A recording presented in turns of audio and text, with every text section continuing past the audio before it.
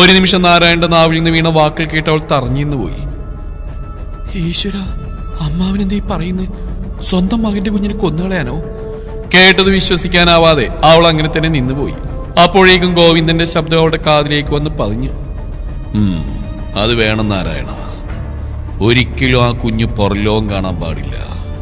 സൂര്യമംഗലത്ത് അനന്തരാവകാശം ഒരിക്കലും ആ പിഴച്ചവളിലൂടെ അല്ല ജന്മം എടുക്കേണ്ടത്. അങ്ങനെ ഒരു കുഞ്ഞ് ജനിക്കുന്നുണ്ടെങ്കിൽ അതെന്റെ മകളിലൂടെ വേണം പിറവിയെടുക്കാൻ. ഗോവിന്ദൻ ക്രൂരമായി പറഞ്ഞു. നാരായണൻ ഒന്ന് പുഞ്ചിരിച്ചു. അതങ്ങനെ തന്നെ നടക്കും ഗോവിന്ദ.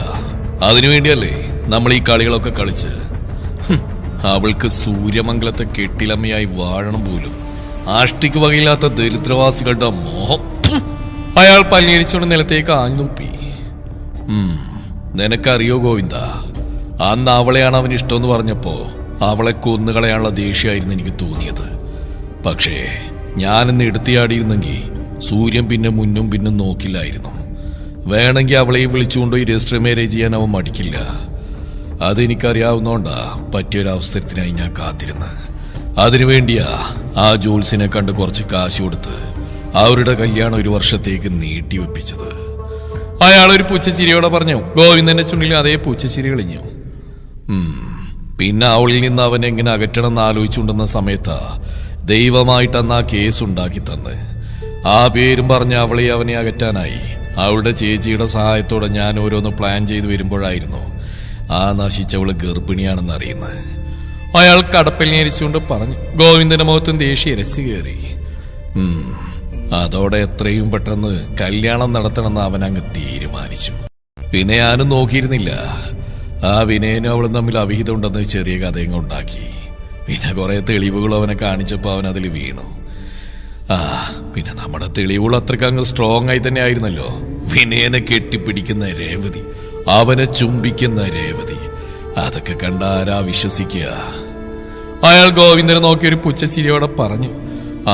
നീ അത് പറഞ്ഞപ്പോഴാ ഞാനൊരു കാര്യം ഓർത്ത്. നീ ആ ഫോട്ടോ കാണിച്ചപ്പോൾ തന്നെ ഞാൻ ചോദിക്കണമെന്ന് വിചാരിച്ചതാ.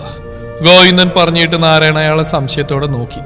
ആ ഫോട്ടോ നോക്കിയാ വിനയനും രേവതിയും തമ്മിൽ അടുപ്പുള്ള പോലെ തോന്നു.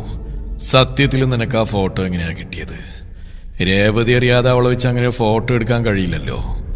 ഗോവിന്ദൻ ചോദിച്ചു. നാരായണന്റെ ചുണ്ടിൽ പുച്ഛം കലർന്ന ചിരി കളിഞ്ഞു. അതിനത് രേവതിയാണെന്ന് ആര് പറഞ്ഞു? അയാൾ ഒരു ചിരിയോടെ ചോദിച്ചു. ഗോവിന്ദൻ നെറ്റി വിളിച്ചുകൊണ്ട് അയാളെ നോക്കി. പിന്നെ ആരാത്? പാർവതി. രേവതിയുടെ മുഖച്ഛായുള്ള അവളുടെ സ്വന്തം സഹോദരിയായ പാർവതി. അയാൾ പറഞ്ഞിട്ട് ഗോവിന്ദൻ അത്ഭുതത്തോടെ അയാളെ നോക്കിയിരുന്നു. അതേടോ, അവളുടെ ചേച്ചി പാർവതി തന്നെയാ അത്. ഞാൻ അവളോട് ഈ കാര്യം പറഞ്ഞപ്പോ ആദ്യം അവള് സമ്മതിച്ചില്ലെങ്കിലും കുറച്ച് കാശ് വാരി എറിഞ്ഞു കൊടുത്തപ്പോ അവള് കണ്ണും പൂട്ടി സമ്മതിച്ചു. അല്ലെങ്കിലും പണം കണ്ടാ വീഴാത്ത മനുഷ്യരില്ലല്ലോ. അവിടെ രക്തബന്ധങ്ങൾക്ക് പോലും വിലയുണ്ടാവില്ല. അയാൾ പറഞ്ഞുകൊണ്ട് ചുണ്ടുകൂട്ടിയവൻ ചിരിച്ചു. പിന്നെ അവളുടെ കെട്ടിയോൻ ഈ കാര്യങ്ങളൊന്നും അറിയില്ല കേട്ടോ. അല്ലെങ്കിൽ തന്നെ ഈ വക കാര്യങ്ങൾക്കൊക്കെ ഏത് കെട്ടിയോനാ പ്രോത്സാഹിപ്പിക്കുക? നാരായണൻ പറഞ്ഞതിനെ പൂർത്തിയായിക്കൊണ്ട് ഗോവിന്ദനും പറഞ്ഞു. കാര്യങ്ങൾ ഞാൻ വിചാരിച്ച പോലെയൊക്കെ നടന്നുവെങ്കിലും അവിടെയും പ്രശ്നം എന്താണെന്ന് വെച്ചാ അവളുടെ വയറ്റിൽ വളർന്ന സൂര്യന്റെ ആ നശിച്ച വിത്തായിരുന്നു. അതും ആ വിനയന്റെ ആണെന്ന് വരുത്തി തീർക്കാൻ ഞാൻ കുറെ ശ്രമിച്ചു. പക്ഷേ ആ കാര്യത്തിൽ മാത്രം അവൻ അവൾ അവിശ്വസിച്ചില്ല. അതുകൊണ്ട് തന്നെ കുഞ്ഞിനെ വേണമെന്ന് അവൻ വാശി പിടിച്ചു. പ്രസവശേഷം അവൻ ആ കുഞ്ഞിനെ സൂര്യമംഗലത്തേക്ക് കൊണ്ടുവരും അത്രേ. അതിനീ സൂര്യമംഗലത്ത് നാരായണവർമ്മ മരിക്കണം. അയാൾ വലിഞ്ഞു മുറിയ മുഖത്തോടെ പറഞ്ഞുകൊണ്ടിരുന്നു. ഇന്ന് അവളെ പ്രസവത്തിനായി ഹോസ്പിറ്റലിലേക്ക് കൊണ്ടുപോയപ്പോൾ തന്നെ ഞാൻ വിവരം അറിഞ്ഞതാ. അവളെ നോക്കുന്ന ആ ഡോക്ടറില്ലേ, അവൾ എൻ്റെ ആളാ. വയറ്റീന്ന് പുറത്തേക്ക് എടുക്കുന്ന നിമിഷം തന്നെ ആ നശിച്ച ജന്തുവിനെ ശ്വാസം മുട്ടിച്ചു കൊല്ലാനാ ഞാൻ ആദ്യം അവനോട് പറഞ്ഞ്. പക്ഷെ പിന്നെ തോന്നി അങ്ങനെ ചെയ്ത അത് അബദ്ധാവെന്ന്. അതെങ്ങനെ? അയാൾ പറഞ്ഞിട്ട് ഗോവിന്ദൻ സംശയത്തോടെ ചോദിച്ചു. ജനിച്ച ഉടനെ കുഞ്ഞ് മരിച്ചു പോയാൽ ചിലപ്പോ സൂര്യൻ അവളോട് സിമ്പതി തോന്നാം.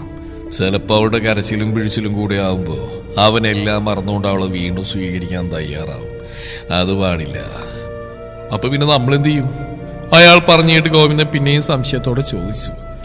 അത് മുൻകൂട്ടി കണ്ടുകൊണ്ടാ ഞാൻ ആ ഡോക്ടറോട് ജനിച്ച 1 അരമണിക്കൂർ കഴിയുമ്പോൾ ആ കുഞ്ഞിനെ ശ്വാസം മുട്ടിച്ച് അങ്ങ് കൊന്നുകളയാൻ പറഞ്ഞത്.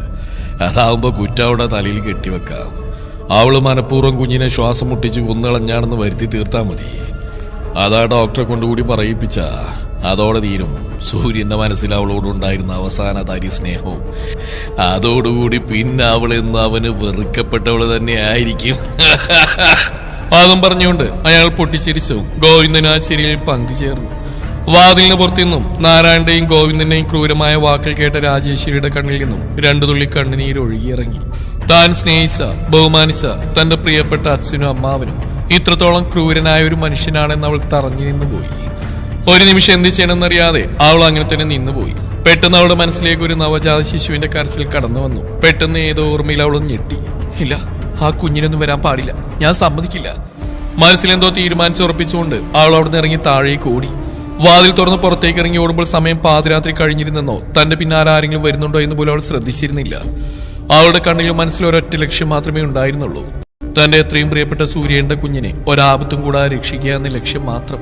ഇടവഴിയിലൂടെ ഇറങ്ങി ഓടിയ രാജേശ്വരി മെയിൻ റോഡിലേക്ക് കയറിയതും വിശലമായ റോഡ് കണ്ട് ആകെ പരിഭ്രമിച്ചു. ഈശ്വര, ഞാനിപ്പോ എങ്ങനെയാ ഹോസ്പിറ്റലിൽ നിന്ന് എത്തുക? സഹായിക്കണേ ദേവി. അവൾ കൈകൾ കൂപ്പി മുകളിലേക്ക് നോക്കിക്കൊണ്ട് പ്രാർത്ഥിച്ചു. പെട്ടെന്ന് അവളുടെ മുഖത്തേക്ക് ഒരു പ്രകാശം തട്ടിയതും അവൾ ഞെട്ടിലോടെ കണ്ണുകൾ ചിമ്മിക്കൊണ്ട് ആ ഭാഗത്തേക്ക് നോക്കി. ദൂരെ നിന്ന് വരുന്ന ആ വണ്ടിയുടെ പ്രകാശം കണ്ടതും അവളുടെ കണ്ണുകൾ വിടർന്നു. അവൾ റോഡിന്റെ മുന്നിലേക്ക് കയറിയുന്നുകൊണ്ട് ആ വണ്ടിയുടെ നേർക്ക് കൈകൾ കാണിച്ചു. ഒരു വെളുത്ത കളർ മാരുതി കാർ തന്റെ മുന്നിൽ കൊണ്ടുവന്ന് നിർത്തിയതും അവൾ ഡ്രൈവർ സീറ്റിനരികിലേക്ക് ചെന്നു. ഏകദേശം 30 വയസ്സ് പ്രായമുള്ള ഒരു ചെറുപ്പക്കാരനായിരുന്നു അതിന്റെ ഡ്രൈവിംഗ് സീറ്റിൽ ഉണ്ടായിരുന്നത്. എന്നെ ഒന്ന് സഹായിക്കാമോ സർ? എന്നെ ഒന്ന് സിറ്റി ഹോസ്പിറ്റൽ വരെ കൊണ്ടുപോകാമോ? അവളെ അയാളുടെ മുമ്പിൽ ചെന്ന് നിന്ന് കിതപ്പോട് ചോദിച്ചു. അയാൾ ഒരു നിമിഷം അവളെ നോക്കി. ഒരു അവളുടെ ആ നിൽപ്പും ഭാവവും കണ്ണുനീരൊക്കെ കണ്ടുകൊണ്ടാവാം അയാൾ പെട്ടെന്ന് തന്നെ അവളെ കാറിലേക്ക് കയറ്റി. നിമിഷങ്ങൾക്കകം ആ കാർ ഹോസ്പിറ്റൽ ലക്ഷ്യമാക്കി പാഞ്ഞു. ഹോസ്പിറ്റലിൽ ആരെങ്കിലും സുഖമില്ലാതെ കിടക്കുവാണോ? പെട്ടെന്ന് അയാളുടെ ചോദ്യം കേട്ടതും മറ്റെന്തോ ചിന്തയിലായിരുന്ന രാജേശ്വരി ഞെട്ടലോടെ അയാളെ നോക്കി. അയാൾ അപ്പോഴും ഡ്രൈവിംഗിൽ തന്നെ ശ്രദ്ധിച്ചുകൊണ്ടിരിക്കുകയായിരുന്നു. ഇടയ്ക്കിടയ്ക്ക് സ്റ്റിയറിംഗിൽ താളം പിടിക്കുന്നുണ്ട്. എന്താ? ആൾ വിറയലോടെ ചോദിച്ചു. അവളെ നോക്കിയൊന്ന് പുഞ്ചിരിച്ചു. ഹോസ്പിറ്റലിൽ തന്റെ വേണ്ടപ്പെട്ടവരാരെങ്കിലും സുഖമില്ലാതെ കിടക്കുകയാണെന്നാണ് ഞാൻ ചോദിച്ചത്. അയാൾ ചോദിച്ചു. അവൾ ആ ചോദ്യം മനസ്സിലൊരു വട്ടം ഉരുവിട്ടു. തന്റെ വേണ്ടപ്പെട്ട ആരെങ്കിലും ആണോ ഹോസ്പിറ്റലിൽ കിടക്കുന്നത്? അതേന്ന് തന്നെയായിരുന്നു അവളുടെ മറുപടി. ഹോസ്പിറ്റൽ മരണത്തിന്റെ വക്കിൽ നിൽക്കുന്നത് തന്റെ പ്രിയപ്പെട്ടവന്റെ കുഞ്ഞാണ്. അപ്പോൾ അവൾ തന്റെയും കുഞ്ഞു തന്നെയാണ്. അവൾ മനസ്സിൽ പറഞ്ഞു, എന്റെ കുഞ്ഞ്. എന്തുകൊണ്ട് ആ സമയം അവൾക്ക് അങ്ങനെ പറയാനാണ് തോന്നിയത്. അത് കേട്ടത് അയാളൊന്ന് പുഞ്ചിരിച്ചു. തോന്നി? അയാൾ പറഞ്ഞു കേട്ട് അവൾ സംശയത്തോടെ മുഖമുയർത്തി നോക്കി. അല്ല, തന്റെ ഈ വെപ്രാളവും പരവേശം കാണുമ്പോൾ തന്നെ അറിയാം ഹോസ്പിറ്റലിൽ കിടക്കുന്നത് തനിക്ക് അത്രയും വേണ്ടപ്പെട്ട ആളാണെന്ന്. അതുപോലെ പാതിരാത്രി ആരാണെന്ന് പോലും അറിയാത്ത എന്റെ കൂടെ വരാൻ തയ്യാറായതും അതുകൊണ്ട് തന്നെയല്ലേ? അയാൾ പറഞ്ഞിട്ട് അവൾ അയാളുടെ മുഖത്തേക്ക് നോക്കിയൊന്ന് പുഞ്ചിരിക്കാൻ ശ്രമിച്ചു. പക്ഷെ അതിന് അവൾക്ക് കഴിഞ്ഞില്ലെന്നതായിരുന്നു സത്യം. ആ, അത് പോട്ടെ, കുഞ്ഞിനെന്താ അസുഖം? കൂടാതെ നിൽക്കുന്നത് കുഞ്ഞിന്റെ അച്ഛനാണോ? അതിനൊരു മൂളൽ മാത്രമായിരുന്നു അവളുടെ മറുപടി. അവളുടെ താല്പര്യമില്ലായ്മ കണ്ടുകൊണ്ടോ എന്തോ അവളോട് പിന്നീടൊന്നും ചോദിക്കാൻ അയാൾ മുതിർന്നില്ല. പെട്ടെന്ന് തന്നെ അയാൾ വണ്ടി ഹോസ്പിറ്റൽ ലക്ഷ്യമാക്കി പായിച്ചു. സിറ്റി ഹോസ്പിറ്റൽ മുമ്പിൽ കാർ കൊണ്ടുവന്ന് നിർത്തിയതും രാജേശ്വരി അതിവേഗം ഡോറിന്ന് പുറത്തേക്ക് ഇറങ്ങി. Thank you sir. അയാളെ നോക്കി അത്രമാത്രം പറഞ്ഞുകൊണ്ട് അവൾ വേഗം ഹോസ്പിറ്റലിനകത്തേക്ക് ഓടിക്കയറി. പിന്നിൽ നിന്ന് അയാൾ എന്തോ വിളിച്ചു പറയുന്നുണ്ടെങ്കിൽ അവളൊന്നും ശ്രദ്ധിക്കുന്നുണ്ടായിരുന്നില്ല. എൻട്രൻസിൽ നിന്ന് എങ്ങോട്ട് പോകണമെന്നറിയാതെ ഒരു നിമിഷം അവൾ ചിന്തിച്ച് നിന്നുപോയി. ശേഷം ഏതോ ഓർമ്മയിൽ വലതുവശത്തെ ഇടനാഴി വഴി അവൾ മുന്നോട്ട് ഓടി. ലാബ് റൂമിന് മുമ്പിലെത്തിയതും അവൾ ഒരു നിമിഷം അവിടെ തന്നെ നിന്നു. പാതിരാത്രി കഴിഞ്ഞുകൊണ്ട് തന്നെ ആ ഇടനാഴിയിലൊന്നും ആരും തന്നെ ഉണ്ടായിരുന്നില്ല. ആൾ മുഖമൊന്ന് അമർത്തി തുടച്ചുകൊണ്ട് വേഗം മുന്നോട്ട് നടന്നു. പെട്ടെന്നാണ് വരാന്തയുടെ നീളം തൂണ്ട മറവിൽ ആരോ രണ്ടുപേർ നിൽക്കുന്ന പോലെ അവൾക്ക് തോന്നിയത്. സൂക്ഷിച്ചു നോക്കിയപ്പോൾ അതൊരു ഡോക്ടർ നേഴ്സാണെന്ന് അവൾക്ക് മനസ്സിലായി. പെട്ടെന്നാണ് അവരുടെ സംസാരം അവളുടെ കാതിൽ പതിഞ്ഞത്. ഓ ഷീറ്റ്, താൻ എന്ത് അബദ്ധം നാൻസി കാണിച്ചു? ഇനി നാരായണ സാറിനോട് ഞാൻ എന്തു പറയും? അയാളുടെ നാവിൽ നിന്ന് നാരായണൻ എന്ന പേര് കേട്ടതും അവൾ ഒരു നിമിഷം അവിടെ തന്നെ നിന്നു. അമ്മാവനെ കുറിച്ചാണല്ലോ അയാൾ പറയുന്നത്. ഇനി അമ്മാവൻ പറഞ്ഞാൽ ഡോക്ടർ ഇയാളായിരിക്കുമോ? അവൾ അവർ നിൽക്കുന്നതിന്റെ പിന്നിലായുള്ള തൂണിന്റെ മറവിലേക്ക് പതുങ്ങി നിന്നു. അത് ഡോക്ടർ, അപ്പോഴത്തെ ടെൻഷനും വെപ്രാളത്തിനിടയിൽ പെട്ടെന്ന് എനിക്ക് ആ കുഞ്ഞിനെ തിരിച്ചറിയാൻ പറ്റിയില്ല. അയാളുടെ കൂടെ നിന്ന് ആ നേഴ്സ് കരഞ്ഞുകൊണ്ട് പറയുന്ന കേട്ട് ആളുടെ നെറ്റി വിളിഞ്ഞു. ഇവരാരെ കുറിച്ചാണ് ഈ പറയുന്നത്? ഈശ്വര, സൂര്യന്റെ കുഞ്ഞിനെ കുറിച്ചായിരിക്കുമോ? അവർ പറയുന്ന കേട്ടുകൊണ്ടിരുന്ന രാജേശ്വരി മനസ്സിൽ പറഞ്ഞുകൊണ്ട് വീണ്ടും അവരെ ശ്രദ്ധിച്ചിരുന്നു. എന്ത് തിരിച്ചറിഞ്ഞില്ലെന്ന്? അമ്മമാരുടെ അരികിലല്ലേ കുഞ്ഞുങ്ങൾ കിടക്കുന്നത്. എന്നിട്ട് രേവതിയുടെ കുഞ്ഞിനെ തനിക്ക് തിരിച്ചറിയാൻ പറ്റിയില്ലേ? ഡോക്ടർ, അത് അവരെ രണ്ടുപേരെയും കാണാൻ ഏകദേശം ഒരുപോലെ തന്നെയാ. അതാ എനിക്ക്. അയാൾ ദേഷ്യത്തോടെ ചോദിച്ചു. അവർ മുഖം കുനിച്ചുകൊണ്ട് പതിയെ പറഞ്ഞു. ഛേ, എന്നാലും തന്നോട് ഞാൻ പ്രത്യേകം പറഞ്ഞല്ലേ നാൻസി, ഓരോന്നും ശ്രദ്ധിച്ചെന്ന് ചെയ്യണമെന്ന്. ഒരബദ്ധം പറ്റിയ നമ്മൾ രണ്ടുപേരും അകത്തെടുക്കേണ്ടി വരുന്നത്. എന്നിട്ട് അതൊന്നും ഓർക്കാൻ ഇത്രയും വലിയൊരു മണ്ടത്തരം ചെയ്തു വന്ന് നിൽക്കുക. അയാൾ തൊട്ടടുത്ത തൂണായി മുഷ്ടിയിട്ടുകൊണ്ട് ഇടിച്ചുകൊണ്ട് തന്റെ ദേഷ്യം നിയന്ത്രിച്ചു. Doctor please. അയാളുടെ ദേഷ്യം കണ്ട് അവർ പേടിയോടെ വിളിച്ചു. ഓ ഗോഡ്. ഇനി ഈ വിവരം നാരായണ സാർ അറിയുമ്പോഴാ എനിക്ക് ആലോചിക്കാൻ കൂടി വയ്യ. നമുക്ക് അദ്ദേഹം പണം തന്ന് രേവതിയുടെ കുഞ്ഞിനെ കൊല്ലാനാ, എന്നിട്ട് മരിച്ച പാർവതിയുടെ കുഞ്ഞാണെന്ന് അറിഞ്ഞാ അയാൾ എങ്ങനെ പ്രതികരിക്കുന്നത് ചിന്തിക്കാൻ പോലും കഴിയില്ല. അയാളുടെ നാവിൽ നിന്ന് വീണ വാക്കുകൾ കേട്ട് തൂണിന്റെ മറവിൽ നിന്ന് രാജേശ്വരിയുടെ കണ്ണുകൾ മിഴിഞ്ഞു വന്നു. ദൈവമേ, പാർവതി ചേച്ചിയുടെ കുഞ്ഞാണോ മരിച്ച്? ഇവരാ കുഞ്ഞിനെ കൊന്നോ? അപ്പൊ രേവതിയുടെ കുഞ്ഞ്, എന്റെ സൂര്യന്റെ കുഞ്ഞിന് കുഴപ്പമൊന്നും പറ്റിയിട്ടില്ലേ? അവളുടെ മുഖത്ത് സന്തോഷമോ സങ്കടമോ അങ്ങനെ വേർതിരിച്ചറിയാൻ കഴിയാത്ത എന്തൊക്കെയോ ഭാവങ്ങൾ തെളിഞ്ഞു വന്നു. നമ്മളിനി എന്ത് ചെയ്യും ഡോക്ടർ? പെട്ടെന്ന് ആ നേഴ്സിന്റെ ശബ്ദം വീണ്ടും കേട്ടതും ആൾ വീണ്ടും അങ്ങോട്ടേക്ക് ശ്രദ്ധിച്ചു. ഇനിയിപ്പോ എന്ത് ചെയ്യാനാ? വല്ല പോലീസ് കേസോ മറ്റോ ആയിരുന്നെങ്കിൽ അതിൽ നിന്ന് എങ്ങനെയെങ്കിലും രക്ഷപ്പെടാമെന്ന് കരുതാം. പക്ഷെ ആ നാരായണ സാർ അറിഞ്ഞാലുണ്ടല്ലോ, അതോടെ തീർന്നു നമ്മുടെ ജീവിതം. അയാൾ പറഞ്ഞ പോലെ ചെയ്തില്ലെങ്കിൽ നമ്മുടെ കഥ അതോടെ കഴിഞ്ഞു. അയാൾ ടെൻഷനോടെ പറയുന്ന കേട്ട് അവരെന്ത് ചെയ്യണമെന്നറിയാൻ നിന്നു. എനിക്ക് ആ പേടിയാവുന്നു ഡോക്ടർ. ഇതൊക്കെ പുറത്താരെങ്കിലും അറിഞ്ഞാ? അതിനയാൾ മറുപടിയൊന്നും പറഞ്ഞില്ല. എന്തായാലും സംഭവിക്കാനുള്ളതൊക്കെ സംഭവിച്ചു. ഇനി അതിനെക്കുറിച്ച് ഓർത്തൊരു കാര്യമില്ല. തൽക്കാലം ഇതിൽ നിന്ന് രക്ഷപ്പെടാൻ ഒറ്റ മാർഗം മാത്രമേ ഉള്ളൂ. എന്ത് മാർഗം ഡോക്ടർ? അയാൾ പറഞ്ഞിട്ട് അവർ ഉദ്യോഗത്തോടെ വിളിച്ചു. രാജേശ്വരി അയാൾ എന്താണ് പറയുന്നതെന്നറിയാനായി ശ്രദ്ധിച്ചു നിന്നു. നാരായണ സാർ പറഞ്ഞ അതുപോലെ അനുസരിക്കുക. ആ രേവതിയുടെ കുഞ്ഞിനെ കൂടി ഞാൻ കൊന്നുകളഞ്ഞ പിന്നെ എന്തെങ്കിലും പ്രശ്നം ഉണ്ടായാലും ബാക്കി അദ്ദേഹം നോക്കിക്കോളും. അയാൾ പറയുന്നേട്ട് തൂണ്ട് മറവിൽ നിന്ന് രാജേശ്വരി ഞെട്ടിത്തരിച്ചു പോയി. ഈശ്വര, എന്റെ കുഞ്ഞ്! ആൾ നെഞ്ചിൽ കൈവച്ചുകൊണ്ട് തൂങ്ങിൽ ചാരി നിന്നു. പക്ഷെ ഡോക്ടർ, 2 കുഞ്ഞുങ്ങൾ ഒരേ സമയം കൊല്ലപ്പെട്ട? നാൻസി അവളുടെ സംശയം അയാളോടായി ചോദിച്ചു. അതിനെക്കുറിച്ചൊന്നും ഇപ്പൊ ചിന്തിച്ചിട്ട് കാര്യമില്ല നാൻസി. നമ്മളിപ്പോ നമ്മുടെ സേഫ്റ്റിയാണ് നോക്കേണ്ടത്. രേവതിയുടെ കുഞ്ഞ് കൊല്ലപ്പെട്ടില്ലെങ്കിൽ നാരായണ സാർ ആ നിമിഷം നമ്മൾ കൈവിടും. അതുകൊണ്ട് ഇപ്പോൾ നമ്മൾ അയാൾ പറഞ്ഞ ജോലി കറക്റ്റായിട്ട് ചെയ്യണം. ഇപ്പൊ നമ്മുടെ മുന്നിൽ ഈ ഒരു പോം വഴി മാത്രമേ ഉള്ളൂ. അതുകൊണ്ട് നീ പോവാ. ആരെങ്കിലും അറിയുന്നതിന് മുന്നേ നമുക്ക് അതിനുകൂടെ അങ്ങ് തീർത്ത് കളയാം. അതും പറഞ്ഞുകൊണ്ട് അയാൾ മുന്നോട്ട് നടന്നു. ഒന്ന് ആലോചിച്ചതിന് ശേഷം അവരയാളുടെ പിന്നാലെ നടന്നു ചെന്നു. ദേവി, അവരെന്റെ കുഞ്ഞിനെയല്ലേ കൊല്ലാൻ പോകുന്നു? ഇല്ല, എന്തൊക്കെ വന്നാലും എന്റെ കുഞ്ഞിനൊന്നും ചെയ്യാൻ ഞാൻ സമ്മതിക്കില്ല. എന്റെ ജീവൻ കൊടുത്ത് ഞാൻ എന്റെ കുഞ്ഞിനെ രക്ഷിക്കും. മനസ്സിലൊരു ദൃഢപ്രതിജ്ഞ എടുത്തുകൊണ്ട് അവർ പോയ വഴിയെ മുന്നോട്ട് നടന്നു. പ്രസവം കഴിഞ്ഞ് അധിക സമയം ആവാത്തതുകൊണ്ട് തന്നെ രേവതിയെയും പാർവതിയെയും റൂമിലേക്ക് മാറ്റിയിരുന്നില്ല. അവരെ പ്രസവശേഷം കിടത്തുന്ന ലേബർ റൂമിനോട് ചേർന്നുള്ള റിക്കവറി റൂമിലായിരുന്നു കിടത്തിയിരുന്നത്. അതുകൊണ്ട് തന്നെ ആ നേരെ അങ്ങോട്ടേക്കായിരിക്കും പോകുന്നതെന്ന് രാജേശ്വരി മനസ്സിലാക്കിയിരുന്നു. ആൾ നോക്കി നിൽക്കെ അയാൾ റിക്കവറി റൂമിന്റെ വാതിൽ തുറന്ന് അകത്തേക്ക് കയറി. തൊട്ടു പിന്നാലെ തന്നെ ആ നേഴ്സും അകത്തേക്ക് കയറിയതും രാജേശ്വരി ഓടി അതിന്റെ മുന്നിലേക്ക് വന്നു. അർദ്ധരാത്രി ആയിരുന്നുകൊണ്ടും മറ്റു പ്രസവ കേസുകളൊന്നും ഇല്ലാതിരുന്നുകൊണ്ടും ആ റൂമിനകവും പുറമൊക്കെ വിജനമായി കിടക്കുകയായിരുന്നു. സൂര്യനും പാർവതിയുടെ വീട്ടുകാരും റൂമിലേക്ക് പോയതുകൊണ്ട് തന്നെ അവരോട് ഉണ്ടായിരുന്നില്ല. ഈശ്വര, എന്റെ കുഞ്ഞിനൊരു ആപത്തും വരുത്തല്ലേ. റിക്കവറി റൂമിന് മുമ്പിൽ നിന്നുകൊണ്ട് രാജേശ്വരി മനമൊരുകെ പ്രാർത്ഥിച്ചു. ശേഷം പതിയെ മുന്നിലെ വാതിൽ തുറന്നുകൊണ്ട് അകത്തേക്ക് നോക്കി. ഒരു നിമിഷം അകത്തെ കാഴ്ച കണ്ട് അവിടെ നെഞ്ചിടിപ്പ് ഉയർന്നു. മയങ്ങിക്കിടക്കുന്ന രേവതിയുടെ അരികിലായി കിടന്നുറങ്ങുന്ന പിഞ്ചു കുഞ്ഞിന്റെ മുഖത്തേക്ക് കൈയമർത്താൻ ശ്രമിക്കുന്ന ആ ഡോക്ടറെയാണ് കാണുന്നത്. ആ നിമിഷം അവിടെ ശ്വാസം നിലച്ച പോലെ തോന്നിപ്പോയി. അരുത്! അവളൊരു അലർച്ചയോടെ അകത്തേക്ക് ഓടിക്കയറി. പെട്ടെന്ന് പിന്നിൽ നിന്ന് അലർച്ച കേട്ടും കുഞ്ഞിന്റെ മുഖത്തേക്ക് കൈയമർത്താൻ ശ്രമിച്ച ഡോക്ടർ നേഴ്സ് ഞെട്ടലോടെ തിരിഞ്ഞു നോക്കി. രാജേശ്വരി ഓടി വന്ന് രേവതിയുടെ അരികിൽ കിടക്കുന്ന കുഞ്ഞിനെ തന്റെ കൈകൾ കൊണ്ട് വാരിയെടുത്ത് പൊതിഞ്ഞു പിടിച്ചു. തൊട്ടുപോരുതെന്റെ കുഞ്ഞിനെ! കുഞ്ഞിനെ തന്റെ മാറോട് ചേർത്ത് പിടിച്ചുകൊണ്ട് അവൾ അവരുടെ നേരെ അലറി. നിങ്ങൾക്കൊരു ഡോക്ടറാണോ? എന്ത് വില കൊടുത്തൊരു ജീവൻ രക്ഷിക്കേണ്ട നിങ്ങൾ തന്നെ പണത്തിന് വേണ്ടി ഒരു പിഞ്ചു കുഞ്ഞിന്റെ ജീവനെടുക്കാൻ ശ്രമിക്കുന്നു. മനസ്സാക്ഷി എന്നൊന്നും ഉണ്ടോ നിങ്ങൾക്ക്? കുഞ്ഞിനെ മാറോട് ചേർത്ത് പൊതിഞ്ഞു പിടിച്ചുകൊണ്ട് അവൾ അവരുടെ നേരെ ചേറി. അത് പെട്ടെന്ന് രാജേശ്വരി അവിടെ കണ്ടതും അവരൊന്ന് പകച്ചുപോയി. മനക്കല ഗോവിന്ദവർമ്മയുടെ മകളാണെന്ന് അറിയാവുന്നതുകൊണ്ട് തന്നെ ആ നിമിഷം അവളെ എതിർക്കാനോ അവളുടെ കയ്യിൽ നിന്ന് കുഞ്ഞിനെ പിടിച്ചു വാങ്ങാൻ അവർ കഴിയുമായിരുന്നില്ല.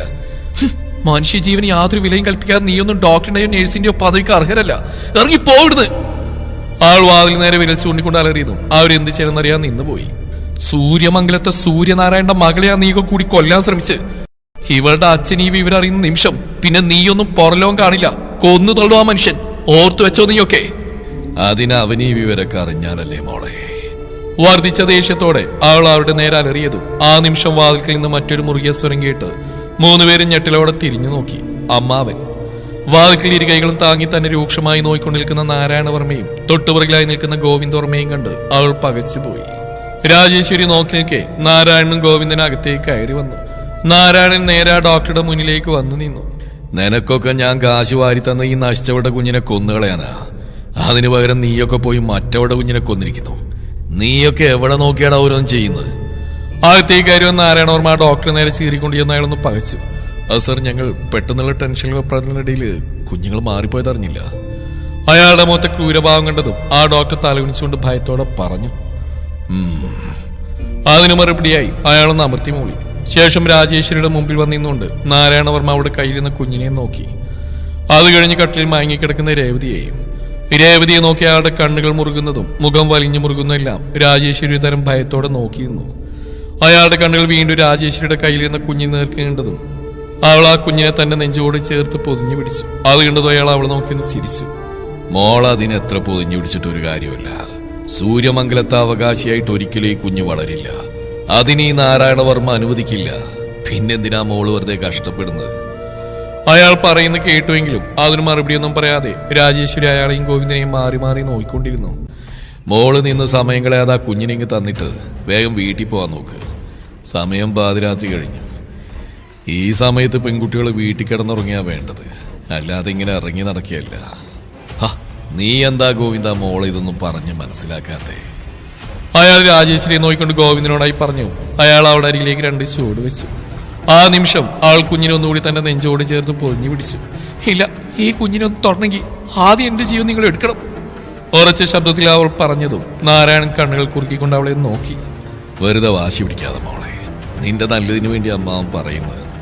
ആളാന് നയിപ്പിക്കാൻ എന്ന പോലെ ഗോവിന്ദനും പറഞ്ഞു. എന്ത് നല്ല 2 പിഞ്ചു കുഞ്ഞുങ്ങളുടെ ജീവൻ എടുത്തുകൊണ്ട് നിങ്ങൾ എന്ത് നല്ലതാ എനിക്ക് നേടിത്തരാൻ പോകുന്നു? ആൾ ദേഷ്യത്തോടെ ചോദിച്ചു. ഗോവിന്ദനും നാരായണനും പരസ്പരം നോക്കി. നീ സ്നേഹിച്ച നിന്റെ സൂര്യനെ നിനക്ക് വേണ്ടേ? അവന്റെ കൂടെ നിനക്ക് ജീവിക്കണ്ടേ? നിങ്ങൾ ഒരുമിച്ച് ജീവിക്കുമ്പോൾ ഈ കുഞ്ഞെന്നും നിങ്ങളുടെ മനസ്സിലൊരു കരടായി തന്നെ നിൽക്കും.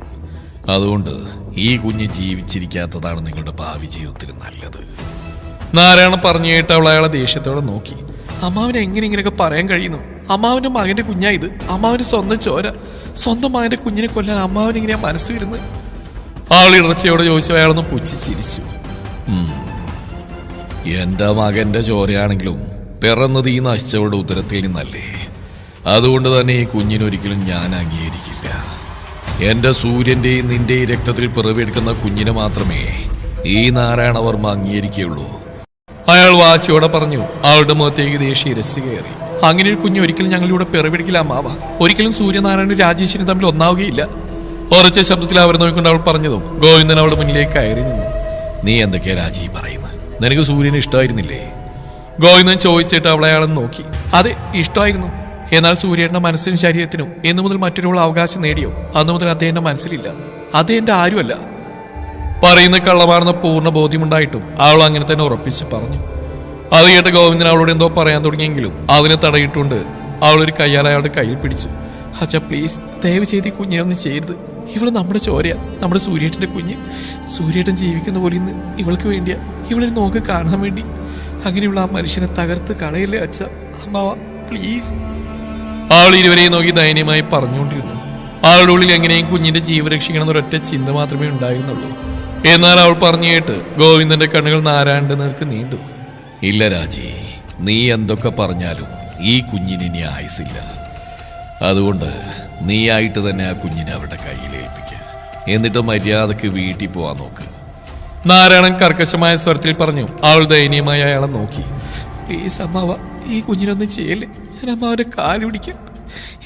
ഇവളൊരു ശല്യത്തിന് നിങ്ങളുടെ അരികിലേക്ക് വരില്ല. ഞാൻ അമ്മാവന് വാക്ക് തരാം. പ്ലീസ് അമ്മാവ, ഇവളെ വെറുതെ വിടണം.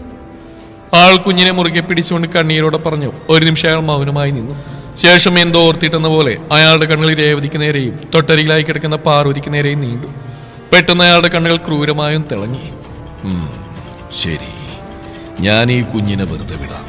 പക്ഷെ ഒരിക്കലും ഇവൾ സൂര്യനാരായണന്റെ മകളാണെന്നോ സൂര്യമംഗലത്തെ ചോരയാണെന്നോ പുറം ലോകം അറിയരുത്. എന്താ, നിനക്ക് സമ്മതമാണോ? അയാൾ അവളെ നോക്കി കുടിലതയോടെ ചോദിച്ചു. അയാൾ എന്താണ് ഉദ്ദേശിക്കുന്നതെന്നറിയാതെ അവൾ സംശയത്തോടെ അയാളെ നോക്കി നിന്നു. എന്താ ഞാൻ പറഞ്ഞത് നിനക്ക് മനസ്സിലായില്ലേ? അയാൾ ചോദിച്ചു. അവൾ ഇല്ലാന്ന രീതിയിൽ തലയാട്ടി. ഇതിൽ കൂടുതൽ മനസ്സിലാക്കാനൊന്നുമില്ല മോളെ. ഈ കുഞ്ഞ് ജീവിച്ചിരിക്കുന്ന വിവരം നമ്മൾ ഇത്ര പേരല്ലാതെ വേറെ ആരും അറിയാൻ പാടില്ലെന്ന് അമ്മാവൻ ഉദ്ദേശിച്ച്.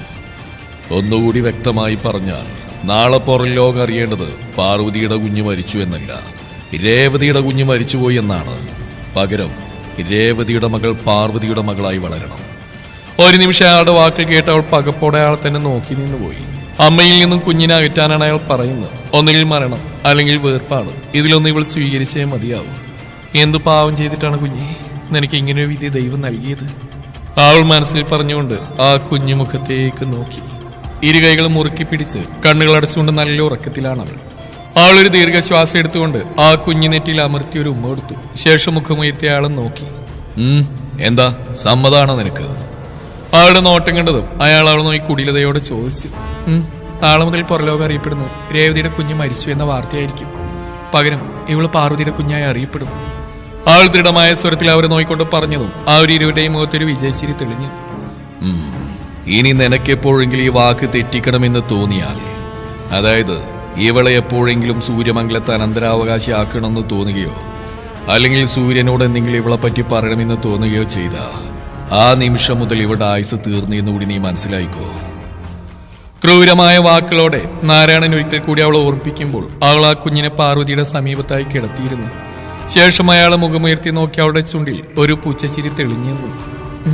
ഇല്ല അമ്മാവ, ഞാനായിട്ട് ഒരിക്കലും ഇവിടെ ജന്മരഹസ്യം പുറത്തു പറയില്ല. കാരണം എനിക്ക് മറ്റെന്തിനേക്കാളും വലുത് എൻ്റെ കുഞ്ഞിൻ്റെ ജീവൻ തന്നെയാ. പക്ഷെ അമ്മാവനെന്ന് ഓർത്തുള്ളൂ, എല്ലാ കാലവും സത്യത്തെ മൂടിവെക്കാൻ കഴിയില്ല. എന്തെങ്കിലും ഒരു നാളാവ് മറനീക്കി പുറത്തു വരിക തന്നെ ചെയ്യും. അതുപോലെ ഇവളുടെ ജന്മരഹസ്യവും ഒരു നാൾ എല്ലാവരുടെ മുമ്പിലും വെളിപ്പെടും. അന്ന് ചോദ്യങ്ങളുമായി അമ്മാവന്റെ മുമ്പിൽ നിൽക്കുന്നത് അമ്മാവന്റെ സ്വന്തം മകൻ തന്നെയായിരിക്കും. ഇനിയുള്ള കാലം അത് മുന്നിൽ കണ്ടു വേണം അമ്മാവനെ ഓരോ നിമിഷവും ജീവിക്കേണ്ടത്. അയാളെ നോക്കി ഉറച്ച ശബ്ദത്തിൽ അത്രയും പറഞ്ഞുകൊണ്ട് ആൾ വേഗത്തിൽ പുറത്തേക്ക് ഇറങ്ങി നടന്നു.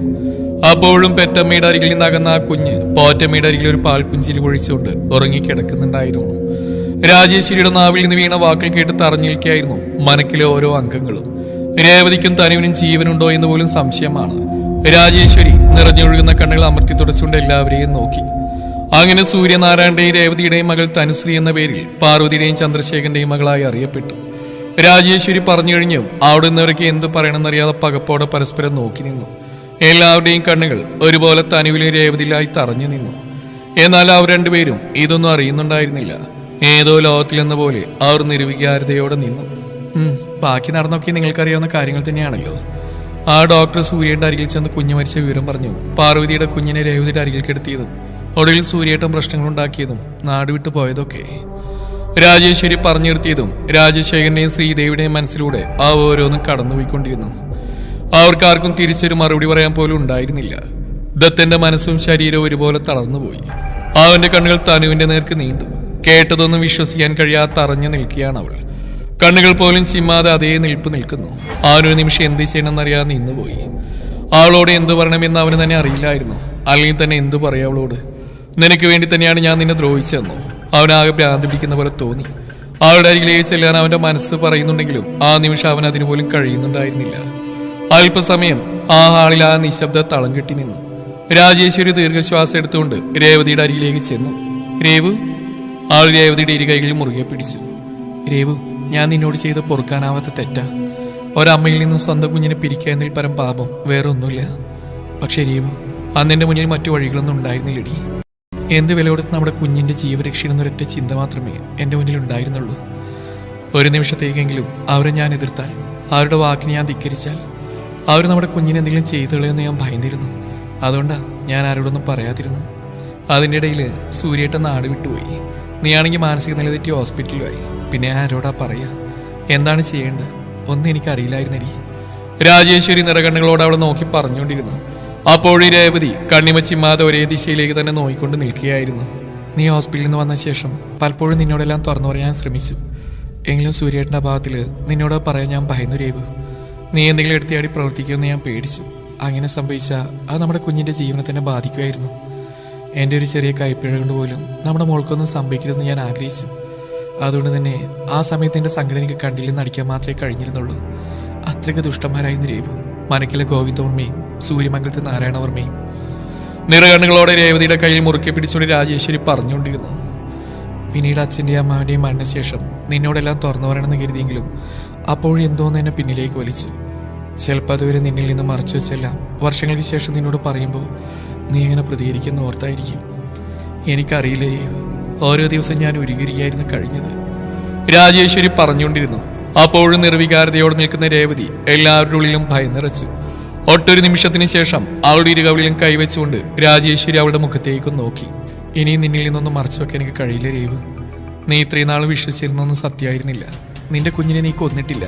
നിന്റെ കുഞ്ഞു മരിച്ചിട്ടില്ല. നിന്റെ മുന്നിൽ തന്നെ അവൾ വളർന്നു. നീ ജന്മം നൽകിയ മകളാണെന്നറിയാതെ ഒരമ്മ മകൾക്ക് നൽകുന്ന എല്ലാ സ്നേഹവും വാത്സല്യവും നൽകി തന്നെ നീ അവളെ വളർത്തി. ഇന്ന് അവൾ നിന്റെ കൺമുമ്പിൽ തന്നെയുണ്ട്, നിന്റെ കുഞ്ഞായി, സൂര്യനാരായണന്റെയും രേവതിയുടെയും മകളായി, തനുശ്രീ സൂര്യനാരായണൻ. അതും പറഞ്ഞുകൊണ്ട് രാജേശ്വരി തനുവിനെ അവളുടെ മുന്നിൽ പിടിച്ചിരുത്തിയതും രേവതിയുടെ കണ്ണുകളൊന്ന് പിടഞ്ഞു. നിമിഷങ്ങൾക്കകം അത് മുകളിലേക്ക് മലച്ചു. രാജേശ്വരിക്കും തനുവിനും പിടിക്കാൻ കഴിയും മുന്നേ അവൾ പിന്നിലേക്ക് മറന്നു വീണു. രേവു! എല്ലാവരും നിലവിളിയോടെ അവളുടെ അരികിലേക്ക് പാഞ്ഞു വന്നുവെങ്കിലും അതിനു മുന്നേ 2 ബലിഷ്ഠമായ കരങ്ങൾ അവൾ താങ്ങിപ്പിടിച്ച് തന്നെ നെഞ്ചിലേക്ക് ചേർത്തിരുന്നു. ഒരു നിമിഷം മുന്നിൽ നിൽക്കുന്ന ആളെ കണ്ട് അവരെല്ലാം തറഞ്ഞെന്ന് പോയി. സൂര്യൻ! രാജശേഖരന്റെ നാവിൽ നിന്ന് അവന്റെ പേര് വീണതും ആൾ നിറകണ്ണുകളോടെ മുഖമുയർത്തി എല്ലാവരെയും നോക്കി. ശേഷം ഏറ്റവും ഒടുവിലായി ആ കണ്ണുകൾ തനുവിന്റെ മുഖത്ത് തന്നെ തറഞ്ഞു നിന്നു. നവജാത ശിശുവിന്റെ ഉറക്കെയുള്ള അലറിക്കരച്ചിൽ കേട്ടതും രേവതി പതിയെ കണ്ണുകൾ ചിമ്മി തുറന്നു. ആൾ ചുറ്റിനും നോക്കിയതും തന്റെ മുന്നിലെ കിടക്കയിൽ വെളുത്ത ടവലിൽ പൊതിഞ്ഞു വെച്ചിരിക്കുന്ന പിഞ്ചു കുഞ്ഞിനെ കണ്ട് അവളുടെ കണ്ണുകൾ വിടർന്നു. എന്റെ കുഞ്ഞു! ആളുടെ ഉള്ള മന്ത്രിച്ചുകൊണ്ടിരുന്നു. പതിയെ അവൾ ആ കുഞ്ഞിനെ വാരിയെടുക്കാൻ ശ്രമിച്ചപ്പോഴേക്കും പെട്ടെന്ന് ആ കുഞ്ഞ് അവിടുന്ന് അപ്രത്യക്ഷമായി. മോളെ! എന്റെ മോളെ! അവൾ അലറി വിളിച്ചുകൊണ്ട് ആ മുറിയിലാകെ തിരയാൻ തുടങ്ങി. സൈഡിലെ ടേബിളും കസേരയും എല്ലാം തട്ടിമറിച്ചിട്ടുകൊണ്ട് ആൾ ആ മുറിയുടെ ഓരോ മുക്കിലും മൂലയിലും വരെ തന്റെ കുഞ്ഞിനെ തിരയാൻ തുടങ്ങി. എന്റെ കുഞ്ഞ്! എന്റെ മോള്! ആളുടെ നാവിൽ ആ 2 വാക്കുകൾ മാത്രം മന്ത്രിച്ചുകൊണ്ടിരുന്നു. ഒരിടത്തും തന്റെ കുഞ്ഞിനെ കാണാതെ വന്നു ആൾക്കാകെ ഭ്രാന്തി പിടിക്കുന്ന പോലെ തോന്നി. തലക്കകത്താകെ ഒരു മൂളക്കം പോലെ, തല വെട്ടിപ്പുളയുന്ന പോലെ തോന്നിയതും അവൾ മുടിക്കിടയിലൂടെ കൈവിരൽ കോർത്ത് പിടിച്ചുകൊണ്ട് അലറി വിളിച്ചു. പെട്ടെന്ന് ചുറ്റിനെ ആരുടേക്കോ അലറിക്കരച്ചിൽ കേട്ടു. അവൾ കണ്ണുറന്ന് നോക്കിയതും തന്റെ കുഞ്ഞ് ശ്വാസത്തിനായി പിടക്കുന്നതാണ് കാണുന്നത്. മോളെ! അയ്യോ എന്റെ കുഞ്ഞ്! ആൾ ഓടി വന്ന് ആ കുഞ്ഞിനെ വാരിയെടുത്തു. ആൾ കുഞ്ഞിനെ തന്റെ നെഞ്ചോരം ചേർത്ത് പിടിച്ചുകൊണ്ട് പതിയെ തട്ടിക്കൊടുത്തെങ്കിലും അതിന്റെ കരച്ചിലും ശ്വാസം എടുക്കാനുള്ള ബുദ്ധിമുട്ടൊക്കെ കൂടിക്കൊണ്ടിരുന്നു. എന്ത് ചെയ്യണമെന്നറിയാതെ നിന്ന് അവൾ പെട്ടെന്ന് എന്തോ ഓർമ്മയിൽ കുഞ്ഞിനെ തന്റെ മാറോട് ചേർത്ത് പാൽ കൊടുക്കാൻ ശ്രമിച്ചു. എന്നാൽ അവളിൽ നിന്ന് ഒരിറ്റു പാല് കുടിക്കാൻ പോലും കഴിയാതെ കുഞ്ഞലറി കരഞ്ഞുകൊണ്ടിരുന്നു. പതിയെ അതിന്റെ ശ്വാസം കുറഞ്ഞു കുറഞ്ഞു വന്നു. നിമിഷങ്ങൾക്കകം പൂർണ്ണമായും ശ്വാസം നിലച്ച മട്ടിൽ ആ കുഞ്ഞിനെ കാണപ്പെട്ടു. അയ്യോ എന്റെ കുഞ്ഞ്! മോളെ! മോളെ കണ്ണുറക്ക്! അമ്മയാ! വാവേ! അവൾ അലറിക്കരഞ്ഞുകൊണ്ട് തന്റെ കുഞ്ഞിന്റെ ജീവനില്ലാത്ത ശരീരത്തെ തന്റെ മാറോട് ചേർത്ത് ചുറ്റിപ്പിടിച്ചു. മോളെ!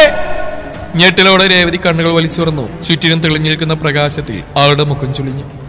ഒരു നിമിഷം അവൾക്ക് ചുറ്റിനുമുള്ള കാഴ്ചകളെല്ലാം അവ്യക്തമായിരുന്നു. അവൾ കണ്ണുകൾ ഒന്നുകൂടെ ചിമ്മി തുറന്നുകൊണ്ട് ചുറ്റിനും നോക്കി. വർഷങ്ങൾക്ക് മുമ്പേ തന്നെ പരിചിതമായിരുന്ന മുറിയാണെങ്കിൽ പോലും അവൾക്ക് ആ നിമിഷം വല്ലാത്ത അസ്വസ്ഥത തോന്നി. അവൾ പതിയെ കട്ടിൽ നിന്ന് എഴുന്നേൽക്കാൻ ശ്രമിച്ചതും തന്നെ ആരോ ചേർത്തു പിടിക്കുന്ന പോലെ തോന്നി. ആ നിമിഷമാണ് താൻ ആരുടെയോ നെഞ്ചിൽ ചേർന്ന് കിടക്കുകയാണെന്ന് അവൾക്ക് മനസ്സിലായത്. അവൾ അസ്വസ്ഥതയോടെ ചാടി എഴുന്നേൽക്കാൻ ശ്രമിച്ചതും ആ കരങ്ങൾ വീണ്ടും അവളെ മുറുകെ പിടിച്ചു. പതിയെ രേവു! വർഷങ്ങൾക്ക് ശേഷം വീണ്ടും ആ ശബ്ദം കാതിൽ പതിഞ്ഞതും അവൾ ഒരു നിമിഷം നിശ്ചലമായി. തന്റെ നെഞ്ചിലേക്ക് ചേർത്ത് പിടിച്ചിരിക്കുന്ന ആ കൈകളിലെ ചൂട്, കഴുത്തിൽ പതിയുന്ന നിശ്വാസം, കാലങ്ങൾ എത്ര കഴിഞ്ഞാലും ഒരിക്കലും അതിന്റെ ഓർമ്മകൾ തന്നിൽ നിന്ന് അകന്നു പോകില്ലെന്ന് അവൾക്ക് മനസ്സിലായി. അവൾ കണ്ണുകൾ മുറുക്കി അടച്ചുകൊണ്ട് സ്വയം നിയന്ത്രിക്കാൻ ശ്രമിച്ചു. ആ നിമിഷം ചെവിയിൽ ആരുടെയോ ആക്രോശങ്ങളും അട്ടഹാസങ്ങളും മുഴങ്ങുന്ന പോലെ തോന്നി. ഒരിക്കൽ കൂടി അവളുടെ മനസ്സിലേക്ക് അന്നത്തെ ആ രാത്രി കടന്നു വന്നു. തന്റെ പ്രാണനും പ്രാണന്റെ പ്രാണനും തന്നിൽ നിന്ന് അകന്നുപോയ ആ ദിവസം, തനിക്ക് നഷ്ടങ്ങൾ മാത്രം സമ്മാനിച്ച ആ ദിവസം. അന്നത്തെ ഓരോ സംഭവങ്ങളും മനസ്സിൽ തെളിഞ്ഞു വരും തോറും അവളുടെ മുഖമാകെ വലിഞ്ഞു മുറുകി. അവർ കണ്ണുകൾ മുറുക്കി അടച്ച് മുഷ്ടി ഉരുട്ടിയിരുന്നു. രേവു! പെട്ടെന്ന് അവളുടെ വയറ്റിലൂടെ ഇരികകൾ കൊണ്ട് ചുറ്റിപ്പിടിച്ചുകൊണ്ട് സൂര്യൻ അവളുടെ കഴുത്തിലേക്ക് മുഖം പൂഴ്ത്തി വെച്ചുകൊണ്ട് പതിയെ വിളിച്ചു. ആ നിമിഷം അവൾക്ക് അവൻ സ്പർശിച്ചിടം ചുട്ടുള്ളെന്ന പോലെ തോന്നി. ശരീരമാകെ ആരോ ചീതയിൽ വെച്ച് കത്തിച്ച പോലെ. അതോടൊപ്പം തന്നെ മനസ്സിൽ പല കാര്യങ്ങളും കടന്നു വന്നു. തന്റെ വയറിലൂടെ അമർത്തി പിടിച്ചിരിക്കുന്ന സൂര്യന്റെ കൈകളെ തട്ടിയെറിഞ്ഞുകൊണ്ട് അവൾ കട്ടിൽ നിന്നും ചാടി എഴുന്നേറ്റ് തിരിഞ്ഞു നോക്കി. എന്നാൽ അവനെ കാണാതിരുന്നപ്പോഴുള്ള അവളുടെ മുഖഭാവമായിരുന്നില്ല അവനെ തൊട്ടുമുമ്പിൽ കണ്ടപ്പോൾ. വർഷങ്ങൾക്ക് ശേഷം തന്റെ തൊട്ടുമുന്നിൽ അവനെ വീണ്ടും കണ്ടതും അവൾ ഒരു നിമിഷം പകച്ചു നിന്നു. ചലിക്കാൻ പോലും ആവാത്ത വിധം സ്തംഭനാവസ്ഥയിൽ എന്ന പോലെ അവൾ അവന്റെ മുമ്പിൽ നിന്നു. രേവു! അവൾ ആ വിളി കേട്ടുവോ എന്ന് പോലും സംശയമാണ്. അവളുടെ കണ്ണുകൾ പോലും ചലിക്കുന്നുണ്ടായിരുന്നില്ല. അവൾ ശ്വാസം എടുക്കുന്നുണ്ടോ എന്ന് പോലും അവന് സംശയം തോന്നി. രേവു! മോളെ! ആ നിടർച്ചയോടെ വിളിച്ചുകൊണ്ട് അവളുടെ ഇരുകവിലുമായി കൈകൾ ചേർത്ത് വെച്ചു. ആ നിമിഷം അവരുടെ കണ്ണുകളൊന്ന് പിടഞ്ഞു. ചെവിയിലെ ഒരു കുഞ്ഞു കരച്ചിൽ അലയടിക്കുന്ന പോലെ. അതോടൊപ്പം തനിക്ക് നേരെ ഉയരുന്ന അട്ടഹാസങ്ങൾ. ആ നിമിഷം അവളുടെ മനസ്സിലേക്ക് സൂര്യൻ തന്നോട് പറഞ്ഞ ഓരോ വാക്കുകളും കടന്നു വന്നു. ഇനിയും നിന്റെ കൂടെ ഒരു ജീവിതം ഞാൻ ആഗ്രഹിക്കുന്നില്ല രേവതി. നീ കാരണം എന്റെ ജീവിതമാണ് തകർന്നത്. എന്നെ ചതിച്ചവളുടെ ജീവിതത്തിലേക്ക് കൂട്ടാൻ മാത്രമുള്ള വിശാല മനസ്കതയൊന്നും എനിക്കില്ല. അതുകൊണ്ട് ഈ ബന്ധം നമുക്ക് ഇവിടെ വെച്ച് അവസാനിപ്പിക്കാം. നിന്റെ വയറ്റിലുള്ള എന്റെ കുഞ്ഞ് അതിനെനിക്ക് വേണം. ഈ നാട്ടിലുള്ള ഓരോ പുൽക്കടിക്ക് പോലും അറിയാം നിന്റെ വയറ്റിൽ വളരുന്ന ഈ സൂര്യനാരായണന്റെ കുഞ്ഞാണെന്ന്. അതുകൊണ്ട് തന്നെ അവൻ അല്ലെങ്കിൽ അവൾ ഈ ഭൂമിയിൽ പിറക്കുമ്പോൾ ഈ സൂര്യനാരായണന്റെ കുഞ്ഞായിട്ട് തന്നെ വളരണം. അതെനിക്ക് നിർബന്ധമാണ്. എന്റെ കുഞ്ഞ് ജനിച്ച ഉടനെ എന്റെ കൈകൾ വെച്ച് തന്നിരിക്കണം. ഇല്ലെങ്കിൽ ഈ സൂര്യനാരായണൻ ആരാണെന്ന് നീ ശരിക്കും അറിയും. പ്രസവിച്ച ഉടനെ എന്റെ കൈയിലേക്ക് വെച്ച് തന്നിരിക്കണം എന്റെ കുഞ്ഞിനെ. അന്നേരം അവകാശവാദമായിട്ടെങ്ങാനും വന്നാ നിന്നെ കൊന്നുകളയാൻ പോലും മടിക്കില്ല ഈ സൂര്യനാരായണൻ. ഓർത്തു വെച്ചോ നീ. പന്ന പൊലയാടി മോളെ, എന്നോടുള്ള ദേഷ്യത്തിൽ നീ എന്റെ കുഞ്ഞിനെ കൊന്നുകളഞ്ഞോട് മാബാബി. നിന്നെ ഞാൻ വെറുതെ വിടില്ല. എന്റെ കുഞ്ഞിനെ കൊന്ന് നീ ഇനി ജീവിച്ചിരിക്കണ്ട. സൂര്യൻ പറഞ്ഞ ഓരോ വാക്കുകളും അവളുടെ ചെവിയിൽ വീണ്ടും വീണ്ടും മുഴങ്ങുന്ന പോലെ തോന്നി. അവൾ ഇരുകൈകൾ കൊണ്ട് ചെവി പൊത്തിപ്പിടിച്ചിരുന്നു. സൂര്യൻ അവളുടെ ഭാവമാറ്റം കണ്ട് പകപ്പോടെ നിന്നു. അവൻ എന്ത് ചെയ്യണമെന്ന് അറിയില്ലായിരുന്നു. അവളുടെ ഈ അവസ്ഥയ്ക്ക് താൻ ഒറ്റൊരാൾ മാത്രമാണ് കാരണം. അന്ന് താനെന്ന് അവളെ കേട്ടിരുന്നെങ്കിൽ, അവളെ ഒന്ന് മനസ്സിലാക്കിയിരുന്നുവെങ്കിൽ, അവളെ ഒന്ന് വിശ്വസിച്ചിരുന്നുവെങ്കിൽ, അങ്ങനെയെങ്കിൽ തന്റെ പെണ്ണിനും കുഞ്ഞിനും ഇന്ന് ഈ അവസ്ഥ വരില്ലായിരുന്നു. അയാൾ വേദനയോടെ ഓർത്തു.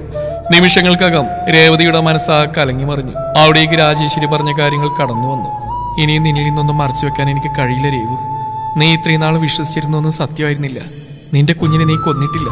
നിന്റെ കുഞ്ഞ് മരിച്ചിട്ടില്ല. നിന്റെ മുന്നിൽ തന്നെ അവൾ വളർന്നു. നീ ജന്മം നൽകിയ മകളാണെന്നറിയാതെ ഒരമ്മ മകൾക്ക് നൽകുന്ന എല്ലാ സ്നേഹവും വാത്സല്യവും നൽകി തന്നെ നീ അവളെ വളർത്തി. ഇന്ന് അവൾ നിന്റെ കൺമുമ്പിൽ തന്നെയുണ്ട്. നിന്റെ കുഞ്ഞായി, സൂര്യനാരായണന്റെയും രേവതിയുടെയും മകളായി, തനുശ്രീ സൂര്യനാരായണൻ. രാജേശ്വരിയുടെ വാക്കുകൾ വീണ്ടും വീണ്ടും തന്റെ കാതുകൾ തുളച്ചു കയറുന്ന പോലെ അവൾക്ക് തോന്നി. നിന്റെ കുഞ്ഞ് മരിച്ചിട്ടില്ല. അവൾ നിന്റെ കൺമുമ്പിൽ തന്നെയുണ്ട്. നിന്റെ കുഞ്ഞായി, സൂര്യനാരായണന്റെയും രേവതിയുടെയും മകളായി, തനുശ്രീ സൂര്യനാരായണൻ. അത് തന്നെ അവളുടെ മനസ്സിൽ വീണ്ടും ഉയർന്നു കേട്ടുകൊണ്ടിരുന്നു. എന്റെ കുഞ്ഞ്, എന്റെ മോള്. അവളുടെ ഉള്ളം മന്ത്രിച്ചു. അവളുടെ മനസ്സിലേക്ക് കുഞ്ഞു തനുവിന്റെ മുഖം കടന്നു വന്നു. 6 വയസ്സിൽ ആദ്യമായി അവളുടെ മുഖം കണ്ടത്, അവൾ തന്നെ നോയി ചിരിച്ചത്, തന്റെ കവിളിൽ ചുംബിച്ചത്, തന്റെ കണ്ണുനീർ തുടച്ചത്, തന്നെ കെട്ടിപ്പിടിച്ചത്. അങ്ങനെ തനുവുമായിട്ടുള്ള അവളുടെ ഓരോ നിമിഷങ്ങളും അവളുടെ മനസ്സിലേക്ക് കടന്നു വന്നുകൊണ്ടിരുന്നു. എന്റെ മോള്, എന്റെ തനു, എനിക്ക് അവളെ കാണണം. എന്റെ കുഞ്ഞിനെ എനിക്ക് കാണണം. അവൾ സന്തോഷമോ സങ്കടമോ കലർന്ന ഭാവത്തിൽ എന്തൊക്കെയോ പുലമ്പിക്കൊണ്ടിരുന്നു. എന്റെ കുഞ്ഞിനെ എനിക്ക് കാണണം. എവിടെ എന്റെ മോള്? പെട്ടെന്ന് അവൾ തനുവിനെ അന്വേഷിച്ചുകൊണ്ട് പുറത്തേക്ക് ഇറങ്ങാൻ തുടങ്ങി. രേവു, നിൽക്കുമോളെ, ഞാനൊന്ന് പറഞ്ഞോട്ടെ. സൂര്യൻ അവളുടെ പിന്നാലെ വന്ന് അവളെ ചേർത്ത് പിടിച്ചുകൊണ്ട് പറഞ്ഞു. അവൾ അവനെ തള്ളി മാറ്റിക്കൊണ്ട് രൂക്ഷമായി നോക്കി. കത്തുന്ന കണ്ണുകളോടെ തന്നെ നോക്കി നിൽക്കുന്ന രേവതിയെ കണ്ട് അവനൊന്ന് പതിരിപ്പോയി. രേവു, ഞാൻ... അവനെന്തോ പറയാൻ തുടങ്ങിയതും അവൾ ചുണ്ടിന് കുറുകെ കൈവച്ചുകൊണ്ട് അവന്റെ വാക്കുകളെ തടഞ്ഞു. ഒരു നിമിഷം അവളുടെ കണ്ണിലാഗ്നിയിൽ താൻ വെന്തുരുകി പോകുമെന്ന് അവന് തോന്നിപ്പോയി. അവൻ കുറ്റബോധത്തോടെ തലകുനിച്ച് നിന്നു. അത് കണ്ടതും അവൾ അവനെ നോക്കിയൊന്ന് പുച്ഛിച്ചുകൊണ്ട് വേഗത്തിൽ ആ മുറിയിൽ നിന്ന് പുറത്തേക്ക് ഇറങ്ങിപ്പോയി. ഇതേ സമയം ദത്തന്റെ മുറിയിൽ കട്ടിലിൽ നിന്ന് മുട്ടുകാലിൽ മുഖം അമർത്തി വെച്ചുകൊണ്ട് ഒന്നും മിണ്ടാതെ കണ്ണുകളടച്ച് ഏതോ ലോകത്തിലെന്നോ വലിയിരിക്കുന്ന തനുവിനെ ദത്തൻ ദയനീയമായി നോക്കിക്കൊണ്ടിരുന്നു. അവന്റെ മനസ്സ് കുറച്ചു നിമിഷങ്ങൾ പിന്നിലേക്ക് പോയി. സത്യങ്ങളെല്ലാം അറിഞ്ഞ് തളർന്നു വീണുപോയ രേവതിയെ സൂര്യൻ തന്റെ കൈകളിൽ താങ്ങി നിന്നതും ഒരു നിമിഷം അവന്റെ മുന്നിൽ കണ്ട എല്ലാവരും പകപ്പോടെ നിന്നുപോയിരുന്നു. എന്നാൽ സൂര്യന്റെ കണ്ണുകൾ ആ സമയം തറഞ്ഞു നിൽക്കുന്ന തനുവിന്റെ മുഖത്ത് തന്നെയായിരുന്നു. ഒരു നിമിഷം അവളെ കണ്ണിലും മനസ്സിൽ നിറച്ചുകൊണ്ട് അവൻ മറ്റാരെയും ശ്രദ്ധിക്കാതെ രേവതിയെ തന്റെ കൈകളിൽ കോരിയെടുത്ത് ആദ്യം കണ്ട മുറിയിലേക്ക് കയറി. അവൻ കയറി മുറിയുടെ വാതിലടഞ്ഞപ്പോഴാണ് എല്ലാവരുടെയും കണ്ണുകൾ തനുവിന്റെ നേർക്ക് നീണ്ടത്. ആരെയും ശ്രദ്ധിക്കാതെ ആ മുറിയുടെ വാതിലിൽ തന്നെ കണ്ണുകൾ നട്ടു നിൽക്കുകയായിരുന്നു. അറിഞ്ഞ സത്യങ്ങൾ അവളെ പാടെ തകർത്ത് കളഞ്ഞുവെന്ന് എല്ലാവർക്കും അറിയാമെങ്കിലും ആ സമയം അവളെ എന്തു പറഞ്ഞ് ആശ്വസിപ്പിക്കുമെന്ന് അവർക്കാർക്കും അറിയില്ലായിരുന്നു. ശ്രീദേവി രാജശേഖരനും അവളുടെ മുഖത്ത് പോലും നോക്കാൻ കഴിയാതെ കുറ്റബോധത്തോടെ തലകുനിച്ച് നിന്നു. രാജേശ്വരി ഒരു നിമിഷം അവളെ തന്നെ നോക്കിയതിനു ശേഷം ഒരു ദീർഘശ്വാസം എടുത്തുകൊണ്ട് അവളുടെ അരികിലായി നടന്നു വന്നു. ഓളെ, അവളുടെ തോൾ കൈവച്ചുകൊണ്ട് അവർ വിളിച്ചപ്പോഴാണ് അവൾ ആ വാതിലിൽ നിന്ന് ഓട്ടം മാറ്റിയത്. അപ്പച്ചി, ഇടർച്ചയോടെ അവൾ വിളിച്ചതും അവരവളെ തന്നെ നെഞ്ചിലേക്ക് ചേർത്ത് പിടിച്ചു. അവളൊരു കൊച്ചു കുഞ്ഞിനെ പോലെ ഏങ്ങി ഏങ്ങി കരഞ്ഞുകൊണ്ട് അവരെ മുറുക്കെ കെട്ടിപ്പിടിച്ചു. ഓളെ, കരയല്ലേ കുഞ്ഞെ. അവരവളുടെ നെറുകിൽ തലോടി ആശ്വസിപ്പിച്ചുകൊണ്ടിരുന്നു. നിമിഷങ്ങൾ കടന്നുപോയി. അവളുടെ ഏങ്ങളടി ശബ്ദം നേർത്തു നേർത്തു വന്നു. അല്പസമയത്തിന് ശേഷം അവൾ അവരിൽ നിന്ന് അടർന്നു മാറി. ഓളെ, തന്നെ നിർവികാരതയോടെ നോക്കി നിൽക്കുന്ന ആ പെണ്ണിനെ അവർ ദയനീയതയോടെ വിളിച്ചു. അവരെ നോക്കി ഒരു വിളറിയ ചിരി സമ്മാനിച്ചുകൊണ്ട് അവൾ മറ്റാരെയും ശ്രദ്ധിക്കാതെ തിരിഞ്ഞ് തങ്ങളുടെ മുറിയിലേക്ക് നടന്നു. ഓളെ, ഞാനൊന്ന് ഒറ്റയ്ക്ക് ഇരുന്നോട്ടെ അപ്പച്ചി. അവരുടെ വിളിയെ പാട അവഗണിച്ചുകൊണ്ട് അത്രമാത്രം പറഞ്ഞ ശേഷം മറ്റാരെയും ശ്രദ്ധിക്കാതെ അവൾ മുകളിലേക്കുള്ള പടികൾ കയറി. തന്നെയോ നോക്കുപോലും ചെയ്യാതെ മുകളിലേക്കുള്ള പടികൾ കയറി പോകുന്ന തനുവിനെ ദത്തൻ വേദനയോടെ നോക്കി നിന്നു. ഒരു നിമിഷം അങ്ങനെ നിന്ന ശേഷം എന്നും വരട്ടെ എന്ന് കരുതി അവനവളുടെ പിന്നാലെ തന്നെ മുകളിലേക്ക് ഓടിക്കയറി. ദത്തൻ വാതിൽ തുറന്ന് അകത്തേക്ക് കയറുമ്പോൾ കണ്ണുകൾ മുറുക്കി അടച്ചുകൊണ്ട് കട്ടിലിന്റെ അഡ്രസ്സിൽ ചാരിയിരിക്കുന്ന തനുവിനെയാണ് അവൻ കാണുന്നത്. വാതിൽ തുറക്കുന്ന ശബ്ദം കേട്ടവളൊന്ന് കണ്ണുകൾ തുറന്നു നോക്കിയെങ്കിലും മുന്നിൽ അവനെ കണ്ടതിന്റെ യാതൊരു ഭാവഭേദമില്ലാതെ നിർവികാരതയോടെ ഇരിക്കുന്നവളെ അവൻ ദയനീയമായി നോക്കി. വാതിൽ ലോക്കിയ ശേഷം അവനവളുടെ അരികിലായി വന്നിരുന്നു. തനു, ആളുടെ വലം കൈയിൽ വിരൽ കോർത്ത് പിടിച്ചുകൊണ്ട് അവൻ പതിയെ വിളിച്ചുവെങ്കിലും അവനെ ഒന്ന് നോക്കുകയോ അവന്റെ കൈകൾ എടുത്തു മാറ്റുകയോ ചെയ്യാതെ ഏതോ ഒരു ബിന്ദുവിലേക്ക് നോട്ടം തറപ്പിച്ചുകൊണ്ട് നിൽക്കുന്നവളോട് എന്ത് പറയണമെന്ന് അവൻ അറിയില്ലായിരുന്നു. അല്പസമയം അങ്ങനെ തന്നെ ഇരുന്ന ശേഷം എന്തോ തീരുമാനിച്ചുറപ്പിച്ച പോലെ അവൻ അവളുടെ കയ്യിൽ മുറുകെ പിടിച്ചു. തനു, നീ കരുതുന്ന പോലെ ഞാനും ഗൗരിയും തമ്മിൽ യാതൊരു ബന്ധവുമില്ല. അവളെന്റെ വേറൊരു ഫ്രണ്ട് മാത്രമാണ്. അവള് വിഷ്ണുവിന്റെ പ്രണയമാണ്. ചെറിയൊരു തെറ്റിദ്ധാരണയുടെ പേരിൽ അകു നിന്ന് അവൻ അന്വേഷിച്ചാണ് അവൾ ഇങ്ങോട്ടേക്ക് വന്നത്. അത്രയും പറഞ്ഞുകൊണ്ട് അവൻ അവളുടെ മുഖത്തേക്ക് നോക്കിയെങ്കിലും അവളിൽ യാതൊരു ഭാവഭേദവും ഇല്ലായിരുന്നു. അവളുടെ മനസ്സ് ഇവിടെയൊന്നും ഇല്ലെന്ന് അവന് മനസ്സിലായി. ഇപ്പോൾ അവളോടൊന്നും പറഞ്ഞിട്ട് കാര്യമില്ലെന്ന് തോന്നിയതും അവൻ പതിയെ അവളുടെ അരികിൽ നിന്ന് എഴുന്നേറ്റ് ജനലിന്റെ അരികിലേക്ക് പോയി നിന്നു. അപ്പോഴേക്ക് അവൾ കണ്ണുകൾ മുറുക്കി അടച്ച് മുട്ടുകാലിൽ മുഖമമർത്തി കിടന്നിരുന്നു. ഓർമ്മയിൽ നിന്നും തിരികെ വന്നവൻ അവളെ നോയിക്കൊണ്ട് സോഫയിലേക്ക് ഇരുന്നു. ശേഷം ഒരു നെടുവീർപ്പോടെ ഹെഡ് ഡ്രസ്സിലേക്ക് ചാരിയിരുന്നുകൊണ്ട് കണ്ണുകൾ പതിയെ അടച്ചു. വാതിലാരോ ശക്തമായി തട്ടുന്ന കേട്ടുകൊണ്ടാണ് ദത്തൻ കണ്ണുകൾ തുറന്ന്. അവന്റെ കണ്ണുകൾ ആദ്യം പതിച്ചത് കട്ടിലിരിക്കുന്ന തനുവിന്റെ നേർക്കായിരുന്നു. നേരത്തെ ഇരുന്ന് എങ്ങനെയോ അതുപോലെ തന്നെ ഇരിക്കുന്നുണ്ട് അവൾ. അങ്ങോട്ടോ ഇങ്ങോട്ടോ യാതൊരു ചലനം പോലും ഉണ്ടായിട്ടില്ല. അവന് നെടുവീർപ്പോടെ സോഫയിൽ നിന്ന് എഴുന്നേറ്റ് വാതിലിന് നേരെ നടന്നു. ലോക്കെടുത്ത് വാതിൽ വലിച്ചു തുറന്നും മുന്നിൽ നിൽക്കുന്ന ആളെ കണ്ട് അവനൊന്ന് പകച്ചു. എന്റെ മോള്, അവൾ പറഞ്ഞതും അവൻ തിരിഞ്ഞ് തനുവിനെ നോക്കിക്കൊണ്ട് സൈഡിലേക്ക് മാറി നിന്നു. കട്ടിലിരിക്കുന്ന തനുവിനെ കണ്ട് രേവതിയുടെ കണ്ണുകൾ വിറന്നു. മോള്, എന്റെ മോള്. ആ ഒരു സന്തോഷത്തോടെ പതിയെ പിറുപിറുത്തോടെ തനുവിന്റെ അരികിലേക്ക് നടന്നു. നെറുകയിൽ ആരോ തലോടുന്ന പോലെ തോന്നിയപ്പോഴാണ് കണ്ണുകൾ അടച്ചിരുന്ന തനു പതിയെ മിഴികൾ തുറന്ന് നോക്കിയത്. മുന്നിൽ തന്നെ നോക്കിക്കൊണ്ട് നിൽക്കുന്ന രേവതിയെ അവൾ കണ്ണെടുക്കാതെ നോക്കിക്കൊണ്ടിരുന്നു. മോളെ, അവർ ഒരു ഇടർച്ചയോടെ വിളിച്ചതും ഒന്ന് ഞെട്ടിയതുപോലെ തനു അവരെ നോക്കി. രേവതി അവളുടെ അരികിലേക്ക് ഇരുന്നുകൊണ്ട് അവളുടെ ഇരുകവളിലും കൈകൾ വെച്ചു. എന്റെ മോള, അമ്മയുടെ പൊന്നു മോള്. അവർ തന്നെ മുറുകെ പുണർന്നു. ശേഷം മുഖം നിറയെ ചുംബനങ്ങൾ കൊണ്ട് മൂടി. തനു ഒന്നിനും പ്രതികരിക്കാതെ അവളെ തന്നെ നോക്കിക്കൊണ്ടിരുന്നതേ ഉള്ളൂ. മോൾക്ക് അമ്മയുടെ ദേഷ്യാണോ, വെറുപ്പാണോ അമ്മേ? അവളുടെ ആ നിസ്സഹരണം കണ്ടതും രേവതി കരഞ്ഞുകൊണ്ട് ചോദിച്ചു. അതിനു മറുപടിയായി തനു അല്ല എന്ന രീതിയിൽ തലയാട്ടിയതും രേവതി അവളെ തന്നെ നെഞ്ചിലേക്ക് ചേർത്ത് പിടിച്ചു. അമ്മക്ക് ഒരിക്കലും അറിയില്ലായിരുന്നു മോളെ, അമ്മയുടെ പൊന്നുമോളായിരുന്നു എന്ന് അമ്മ അറിഞ്ഞില്ല. അമ്മയ്ക്ക് ഓർമ്മ വന്നപ്പോ അമ്മ മോളെ കൊന്നു എന്നെല്ലാവരും അമ്മയെ പറഞ്ഞു പഠിപ്പിച്ചു. രേവതി നിറകണ്ണുകളോടെ അവളോടായി പറഞ്ഞു. തനു അപ്പോഴൊന്നും മിണ്ടാതെ അവളുടെ നെഞ്ചിൽ മുഖാമർത്തി കിടന്നതേ ഉള്ളൂ. രേവതി എന്തൊക്കെയോ അവളോട് പറഞ്ഞുകൊണ്ടിരുന്നു. ഒന്നിനവൾക്ക് മറുപടി ഉണ്ടായിരുന്നില്ല. ദത്തൻ വേദനയോടെ ആ കാഴ്ച നോക്കി നിന്നു. ശേഷം പതിയെ മുറിവിട്ട് പുറത്തേക്ക് ഇറങ്ങി.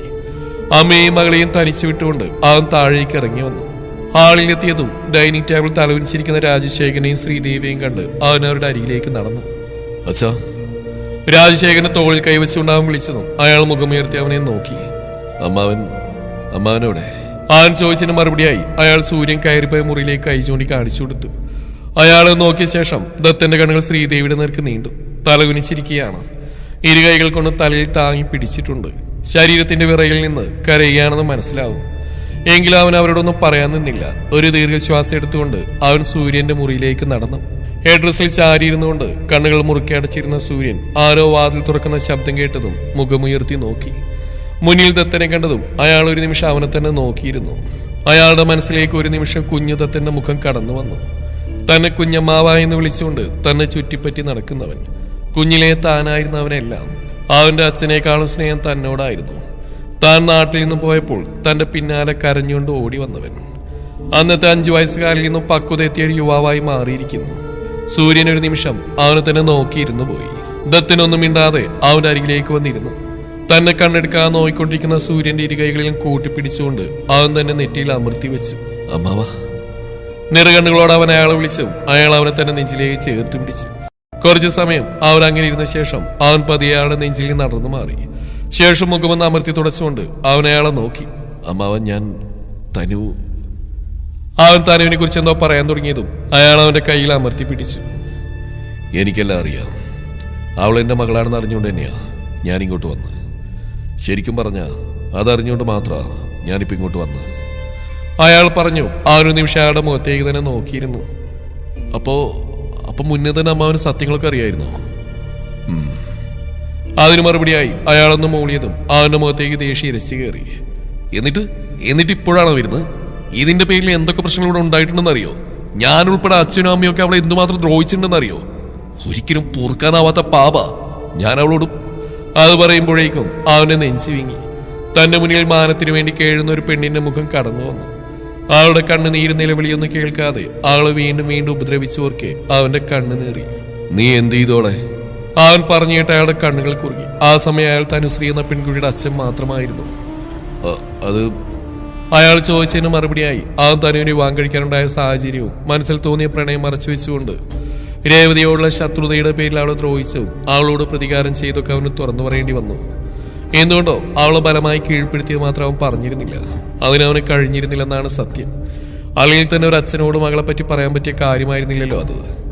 എല്ലാം കേട്ട് കഴിഞ്ഞതും സൂര്യൻ കുറ്റബോധത്തോടെ തലയിൽ കൈ താങ്ങിയിരുന്നു. ഞാൻ കാരണം, എല്ലാത്തിനും ഞാൻ മാത്രമാണ് കാരണം. അതിൻ്റെ പേരിൽ ഇപ്പം എൻ്റെ മോളും ആദ്യൻ്റെ എടുത്തിയാട്ടം കൊണ്ട് എൻ്റെ രേവ ഒത്തിരി അനുഭവിച്ചു. എൻ്റെ മുമ്പിൽ നിന്ന് തെറ്റൊന്നും ചെയ്തിട്ടില്ലെന്ന് കരഞ്ഞു പറഞ്ഞിട്ടും അവളെ ഞാൻ വിശ്വസിക്കാൻ തയ്യാറായില്ല. ഇപ്പം അതേ കാരണം കൊണ്ട് എൻ്റെ മോളും ഇല്ല. ഇനി അവരിങ്ങനെ അനുഭവിക്കാൻ ഞാൻ വിട്ടുകൊടുക്കില്ല. എനിക്ക് വേണം അവരെ. എന്നോട് അവർക്ക് വെറുപ്പാവും, വെറുത്തോട്ടെ, എത്ര വേണമെങ്കിലും വെറുത്തോട്ടെ. എന്നാലും സാരമില്ല, എനിക്ക് വേണം അവരെ. ഒന്നിൻ്റെ പേരിൽ ഇനി ഞാൻ അവരെ വിട്ടുകളയില്ല. അയാൾ ഉറച്ച ശബ്ദത്തിൽ പറഞ്ഞു. ദത്തിനൊരു നിമിഷം അവനെ തന്നെ നോക്കി നിന്നു. എന്തുകൊണ്ടോ അയാളുടെ വാക്കുകൾ അതുവരെ നീറിക്കൊണ്ടിരുന്ന അവന്റെ മനസ്സിനെ തണുപ്പിച്ചു. അല്പസമയം അവരിരുവരും മൗനമായിരുന്ന ശേഷം ദത്തിനൊരു ദീർഘശ്വാസം എടുത്തുകൊണ്ട് സൂര്യനെ നോക്കി. അമ്മാവ, ദത്തൻ വിളിച്ചവും സൂര്യൻ മുഖമുയർത്തി അവനെ നോക്കി. അമ്മാവൻ ഇത്രയും നാളെ എവിടെയായിരുന്നു? ഇത്രയും വർഷങ്ങൾക്കിടയിൽ ഒരിക്കൽ പോലും അമ്മാവന് നാട്ടിലേക്ക് വരാൻ തോന്നിയില്ലേ? അയാളുടെ കയ്യിൽ പിടിച്ചുകൊണ്ട് അവൻ ചോദിച്ചു. അയാൾ അവനെ നോക്കിയെന്ന് പുഞ്ചിരിച്ചു. ഞാൻ ഇത്രയും നാൾ എവിടെയായിരുന്നു എന്ന് ചോദിച്ചാ കാനഡയിലായിരുന്നു. കാനഡ? അയാൾ പറഞ്ഞിട്ട് അവനെ നെറ്റി വിളിഞ്ഞു. കാനഡ. പക്ഷെ അമ്മാവനെങ്ങനെ അവിടെ? അന്ന് എൻ്റെ കുഞ്ഞ് മരിച്ചു പോയെന്ന വാർത്ത എറിഞ്ഞപ്പോൾ, അതിനേക്കാൾ ഉപരി എൻ്റെ കുഞ്ഞിനെ രേവതിനെയാണ് കൊന്നെന്നാ ഡോക്ടർ എന്ന് പറഞ്ഞപ്പോൾ, സത്യത്തിൽ അവളെ കൊന്നുകളയാനുള്ള ദേഷ്യമായിരുന്നു എനിക്കുണ്ടായിരുന്നത്. ആകെ ഭ്രാന്ത് പിടിച്ച പോലെയായിരുന്നു. രേവു എന്നെ ചതിച്ചു എന്നറിഞ്ഞപ്പോൾ അവളുടെ വയറ്റിൽ വളരുന്ന എൻ്റെ കുഞ്ഞായിരുന്നു എന്നെ ജീവിക്കാൻ തന്നെ പ്രേരിപ്പിച്ച്. അതുകൊണ്ട് തന്നെ അവൾ എൻ്റെ കുഞ്ഞിനെ കൊന്നുകളഞ്ഞു എന്നറിഞ്ഞപ്പോൾ സഹിക്കാൻ കഴിഞ്ഞില്ല എനിക്ക്. പിന്നെ ഒരു നിമിഷം പോലും എനിക്ക് അവിടെ നിൽക്കാൻ തോന്നിയില്ല. അഥവാ ഇനി ഇവിടെ നിന്നാൽ ചിലപ്പോൾ ഞാൻ സമഗ്രേറ്റി അവൾ എന്തെങ്കിലും ചെയ്തു കളയെന്ന് തന്നെ ഭയപ്പെട്ടു. അതുകൊണ്ട് തന്നെയാണ് മറ്റൊന്നും ആലോചിക്കാതെ ഈ നാട് വിട്ടുപോകാൻ തീരുമാനിച്ചത്. സത്യത്തിൽ അന്ന് ഇവിടെ നിന്ന് ഇറങ്ങുമ്പോൾ എങ്ങോട്ട് പോകണമെന്ന് എനിക്കൊരു എത്തുമിടി ഉണ്ടായിരുന്നില്ല. റെയിൽവേ സ്റ്റേഷനിൽ ഇരുന്നപ്പോഴാണ് ബാംഗ്ലൂരിലേക്ക് തന്നെ പോകാൻ തീരുമാനിച്ച്. അങ്ങനെ നേരെ ബാംഗ്ലൂരിലേക്ക് പുറപ്പെട്ടു. അവിടെ എൻ്റെ പ്രൊഫസർ ഉണ്ടായിരുന്നു, ഡോക്ടർ രാമോഹൻ സാർ. അദ്ദേഹത്തിൻ്റെ അടുത്തേക്കാണ് ഞാൻ പോയത്. ആകെ തകർന്ന് ഭ്രാന്തെടുക്കുന്ന പോലെ അവിടേക്ക് ചെന്ന് കയറി എന്നെ അദ്ദേഹം ഇരുകൈയിൽ നീട്ടി സ്വീകരിച്ചു. മരണത്തെ ആഗ്രഹിച്ചു കഴിഞ്ഞെന്ന് എനിക്കത് ജീവിക്കാനുള്ള മോട്ടിവേഷൻ തന്നു. സത്യത്തിൽ അദ്ദേഹം തന്ന മോട്ടിവേഷൻ ഒന്നുകൊണ്ട് മാത്രമാണ് ഞാൻ ഇന്നും ജീവനോടെ ഇരിക്കുന്നത്. സൂര്യൻ പറഞ്ഞിർത്തിയതും ദത്തൻ അവൻ അതിശയത്തോടെ നോക്കിയിരുന്നു. പിന്നെ അദ്ദേഹത്തിൻ്റെ കൂടെയായിരുന്നു 2 വർഷം. അതിനുശേഷം അദ്ദേഹം തന്നെയാണ് കാനഡയിൽ ജോലി റെഡിയാക്കി തന്നത്. പിന്നെ 20 വർഷം കനേഡിയൻ മണ്ണിൽ അവിടെ ഒറ്റയ്ക്ക് ഏകാന്ത ജീവിതം അനുഭവിച്ചു. ഇതിനിടയിൽ ഒരിക്കൽ പോലും അമ്മാവന് നാട്ടിലേക്ക് വരാൻ തോന്നിയില്ലേ? ഞങ്ങൾ ആരെയും കാണാൻ തോന്നിയില്ലായിരുന്നോ? സൂര്യൻ പറഞ്ഞു കഴിഞ്ഞതും വേദനയോടെ ചോദിച്ചു. അങ്ങനെ ചോദിച്ച ഒരുപാട് തവണ തോന്നിയിട്ടുണ്ട്. അച്ഛൻ, അമ്മ, ദേവി, ശേഖരൻ, നീ, രാജി, അങ്ങനെ നിങ്ങളെ ഓരോരുത്തരെയും ഓർക്കും തോറും ഓടി നാട്ടിലേക്ക് വരാൻ തോന്നിയിട്ടുണ്ട്. പക്ഷേ അപ്പോഴൊക്കെ മറക്കാൻ ശ്രമിക്കുന്ന പലതും അതിൻ്റെ കൂടെ തെളിഞ്ഞു വരും. അതോടെ ഉള്ളിൽ തെളിയുന്ന ആഗ്രഹം അവിടെ തന്നെ കുഴിച്ചു മൂടും. അയാൾ പറഞ്ഞു കഴിഞ്ഞതും ദത്തൻ അയാളെ നോക്കി. പിന്നെ അമ്മാവൻ ഇപ്പൊ വന്ന്? ദത്തന്റെ ചോദ്യം കേട്ട് അയാൾ അവനെ നോക്കിയ ശേഷം പതിയെ കട്ടിൽ നിന്ന് എഴുന്നേറ്റ് ജനലിന്റെ അരികിലേക്ക് പോയി നിന്നു. ഒരു 3 മാസം മുമ്പ് ഡൽഹിയിലെ പ്രശസ്തമായ ഹോസ്പിറ്റലിൽ ഒരു പേഷ്യന്റിനെ നോക്കാനായി എനിക്ക് വരേണ്ടി വന്നു. സത്യത്തിൽ എൻ്റെ പ്രൊഫസർ റാം സാർ വരേണ്ടിയിരുന്നായിരുന്നു അന്ന്. ബട്ട് അദ്ദേഹത്തിൻ്റെ മകൻ്റെ എന്തോ കാര്യമായിട്ട് ബന്ധപ്പെട്ട് UK പോവേണ്ടി വന്നു. അതുകൊണ്ട് തന്നെ ആ ഡ്യൂട്ടി സ്വാഭാവികമായിട്ട് എന്നിലേക്ക് വന്നിരുന്നു. അങ്ങനെയാണ് ഞാൻ ഡൽഹിയിലെത്തിയത്. പക്ഷേ അവിടെ എന്നെ കാത്തിരുന്ന് ഞാൻ ഒട്ടും പ്രതീക്ഷിക്കാത്ത ഒരാളായിരുന്നു. ആരാത്? അയാൾ പറഞ്ഞിട്ട് അവൻ ആകാംക്ഷയോടെ ചോദിച്ചു. വിനയൻ. സൂര്യന്റെ നാവിൽ നിന്ന് വീണ പേര് കേട്ട് ദത്തനും ഞെട്ടി. വിനയനോ? വിനയൻ എന്ന് പറയുമ്പോ അയാളിൽ അന്ന് നിങ്ങളുടെ? അതെ, ആ വിനയൻ തന്നെ. ദത്തൻ അർത്ഥോഗതിയിൽ നിർത്തിയതും സൂര്യൻ അതേ രീതിയിൽ തലയാട്ടിക്കൊണ്ട് പറഞ്ഞു. അയാളെങ്ങനെ അവിടെ എത്തിയത്? അന്നത്തെ ആ പ്രശ്നത്തിന് ശേഷം അയാളെ പിന്നെ ആരും നേരിട്ട് കണ്ടിട്ടില്ലെന്നാണല്ലോ അച്ഛനൊക്കെ പറഞ്ഞു കേട്ടിട്ടുള്ളത്. ദത്തൻ സംശയത്തോടെ ചോദിച്ചു. കഞ്ചാവ് കേസിൽ എൻ്റെ നിരപരാധിത്വം തെളിഞ്ഞപ്പോൾ സ്വാഭാവികമായിട്ട് തെറ്റ് ചെയ്ത വിനയനകത്തായി. അതിൻ്റെ പേരിൽ ഒരു 3 വർഷം അവന് ജയിലിൽ കിടക്കേണ്ടി വന്നു. അവിടെ നിന്ന് ഇറങ്ങിയ ശേഷം പിന്നെ നാട്ടിൽ നിൽക്കാൻ കഴിയാതെ ആ നാട് വിട്ടു പോവുകയായിരുന്നു. ഒരുപാട് സ്ഥലങ്ങളിൽ അറിഞ്ഞു തിരിഞ്ഞൊടുവിലാണ് അവൻ ഡൽഹിയിലെത്തിയത്. അവിടെ വന്ന് ഏതോ മാർവാടിയുടെ കൂടെ കൂടി. അയാൾക്ക് എന്തൊക്കെയോ ഇല്ലീഗൽ ബിസിനസ് ഉണ്ടായിരുന്നു. പതിയെ അവൻ അയാളുടെ വലം കൈയായി മാറി. അവനോടുള്ള വിശ്വാസം സ്നേഹമെല്ലാം കണക്കിലെടുത്ത് അയാളുടെ മുഴുവൻ ബിസിനസ് അവനെ ഏൽപ്പിച്ചു. ഒപ്പം അയാളുടെ മകളെയും. ഒരു 4 വർഷം മുമ്പ് ആ മാർവാടിയെ പോലീസ് പൊക്കി. ആ സമയത്ത് കൂടെ ഉണ്ടായിരുന്ന ഇവനും മറ്റു 2 പേരും ചേർന്ന് പോലീസുകാരുമായി സംഘടനയിൽ ഏർപ്പെട്ടു. അതിൽ കാര്യമായിട്ട് തന്നെ അവന് പരിക്ക് പറ്റിയിരുന്നു. കഴുത്തിന് താഴോട്ട് പൂർണ്ണമായിട്ടും തളർന്ന് ഒരേ കിടപ്പായിരുന്നു. ഒപ്പം സംസാരശേഷി നഷ്ടപ്പെട്ടിരുന്നു. അവന്റെ ചികിത്സക്കായിട്ടാണ് എന്നെ അങ്ങോട്ടേക്ക് വിളിച്ചത്. സൂര്യൻ പറഞ്ഞുകൊണ്ട് ദീർഘശ്വാസം എടുത്തു. എന്നിട്ട് അയാളാണോ അമ്മാവനോട് സത്യങ്ങളെല്ലാം പറഞ്ഞെന്ന് ദത്തൻ ചോദിച്ചു. സൂര്യൻ അതേ എന്ന രീതിയിൽ തലയാട്ടിക്കൊണ്ട് മൂളി. സത്യത്തിൽ അവൻ ആ ഹോസ്പിറ്റലിൽ വെച്ച് കണ്ടപ്പോൾ എന്താ പറയാ, ഞാനാകെ വല്ലാത്തൊരവസ്ഥയിലായിരുന്നു. വർഷങ്ങൾ എത്ര കഴിഞ്ഞാലും അവനോട് ക്ഷമിക്കാൻ എനിക്ക് കഴിയുമായിരുന്നില്ല. ഒരു കണക്കിന് നോക്കിയാ അവൻ കാരണം കൂടിയായിരുന്നു എൻ്റെ ജീവിതം തകർന്നു പോയതെന്ന വിശ്വാസം. അവൻ എൻ്റെ രേവതിയെ സ്നേഹിച്ചില്ലായിരുന്നെങ്കിൽ എനിക്ക് അവളെ നഷ്ടപ്പെട്ടില്ലായിരുന്നൊക്കെയുള്ള ചിന്തകളായിരുന്നു. അതുകൊണ്ട് തന്നെ അവനെ കണ്ട നിമിഷം എനിക്ക് ദേഷ്യമോ സങ്കടമോ അങ്ങനെ എന്തൊക്കെയോ വികാരങ്ങളായിരുന്നു കടന്നു വന്നത്. ആ നിമിഷം അവനെ ചികിത്സിക്കാൻ എൻ്റെ മനസ്സാക്ഷി എന്നെ അനുവദിച്ചിരുന്നില്ലെന്ന് പറയുന്നവൻ ശരി. എങ്കിലും ഒരു ഡോക്ടർ എന്ന നിലയിൽ തൻ്റെ മുന്നിൽ വരുന്ന രോഗികളെ മുഖം നോക്കാൻ ചികിത്സിക്കണമെന്ന് എത്തിക്സ് മനസ്സിലോർത്തു അവനെ ചികിത്സിക്കാൻ ഞാൻ നിർബന്ധിതനായി. മനസ്സിലുണ്ടായിരുന്ന മുഴുവൻ ദേഷ്യവും അവനോട് തീർത്തുകൊണ്ട് തന്നെയായിരുന്നു അവന് വേണ്ട ഓരോ ട്രീറ്റ്മെൻറ്റും ഞാൻ ചെയ്തു കൊടുത്ത്. ഓരോ തവണ എന്നെ കാണുമ്പോഴും അവൻ എന്തൊക്കെയോ പറയാൻ ശ്രമിക്കുന്നത് ഞാൻ ശ്രദ്ധിച്ചിരുന്നു. എങ്കിലും ആ സമയത്തൊന്നും കേൾക്കാൻ പറ്റിയ മാനസികാവസ്ഥയിലായിരുന്നില്ല ഞാൻ. അവൻ്റെ മുഖത്തേക്ക് പോലും നോക്കാതെ ഞാൻ അവന് വേണ്ട ചികിത്സകൾ മാത്രം ചെയ്തു കൊടുത്തു. അങ്ങനെ ആദ്യം അവൻ്റെ നാവിന് തളർച്ച മാറി. തളർന്ന നാവിൽ നിന്ന് ആദ്യമായിട്ട് അവൻ്റെ ശബ്ദം പുറത്തേക്ക് വന്നു. അവൻ ആദ്യം പറഞ്ഞ വാക്കുകൾ രേവതി തെറ്റുകാരില്ലെന്നായിരുന്നു. തുടരും.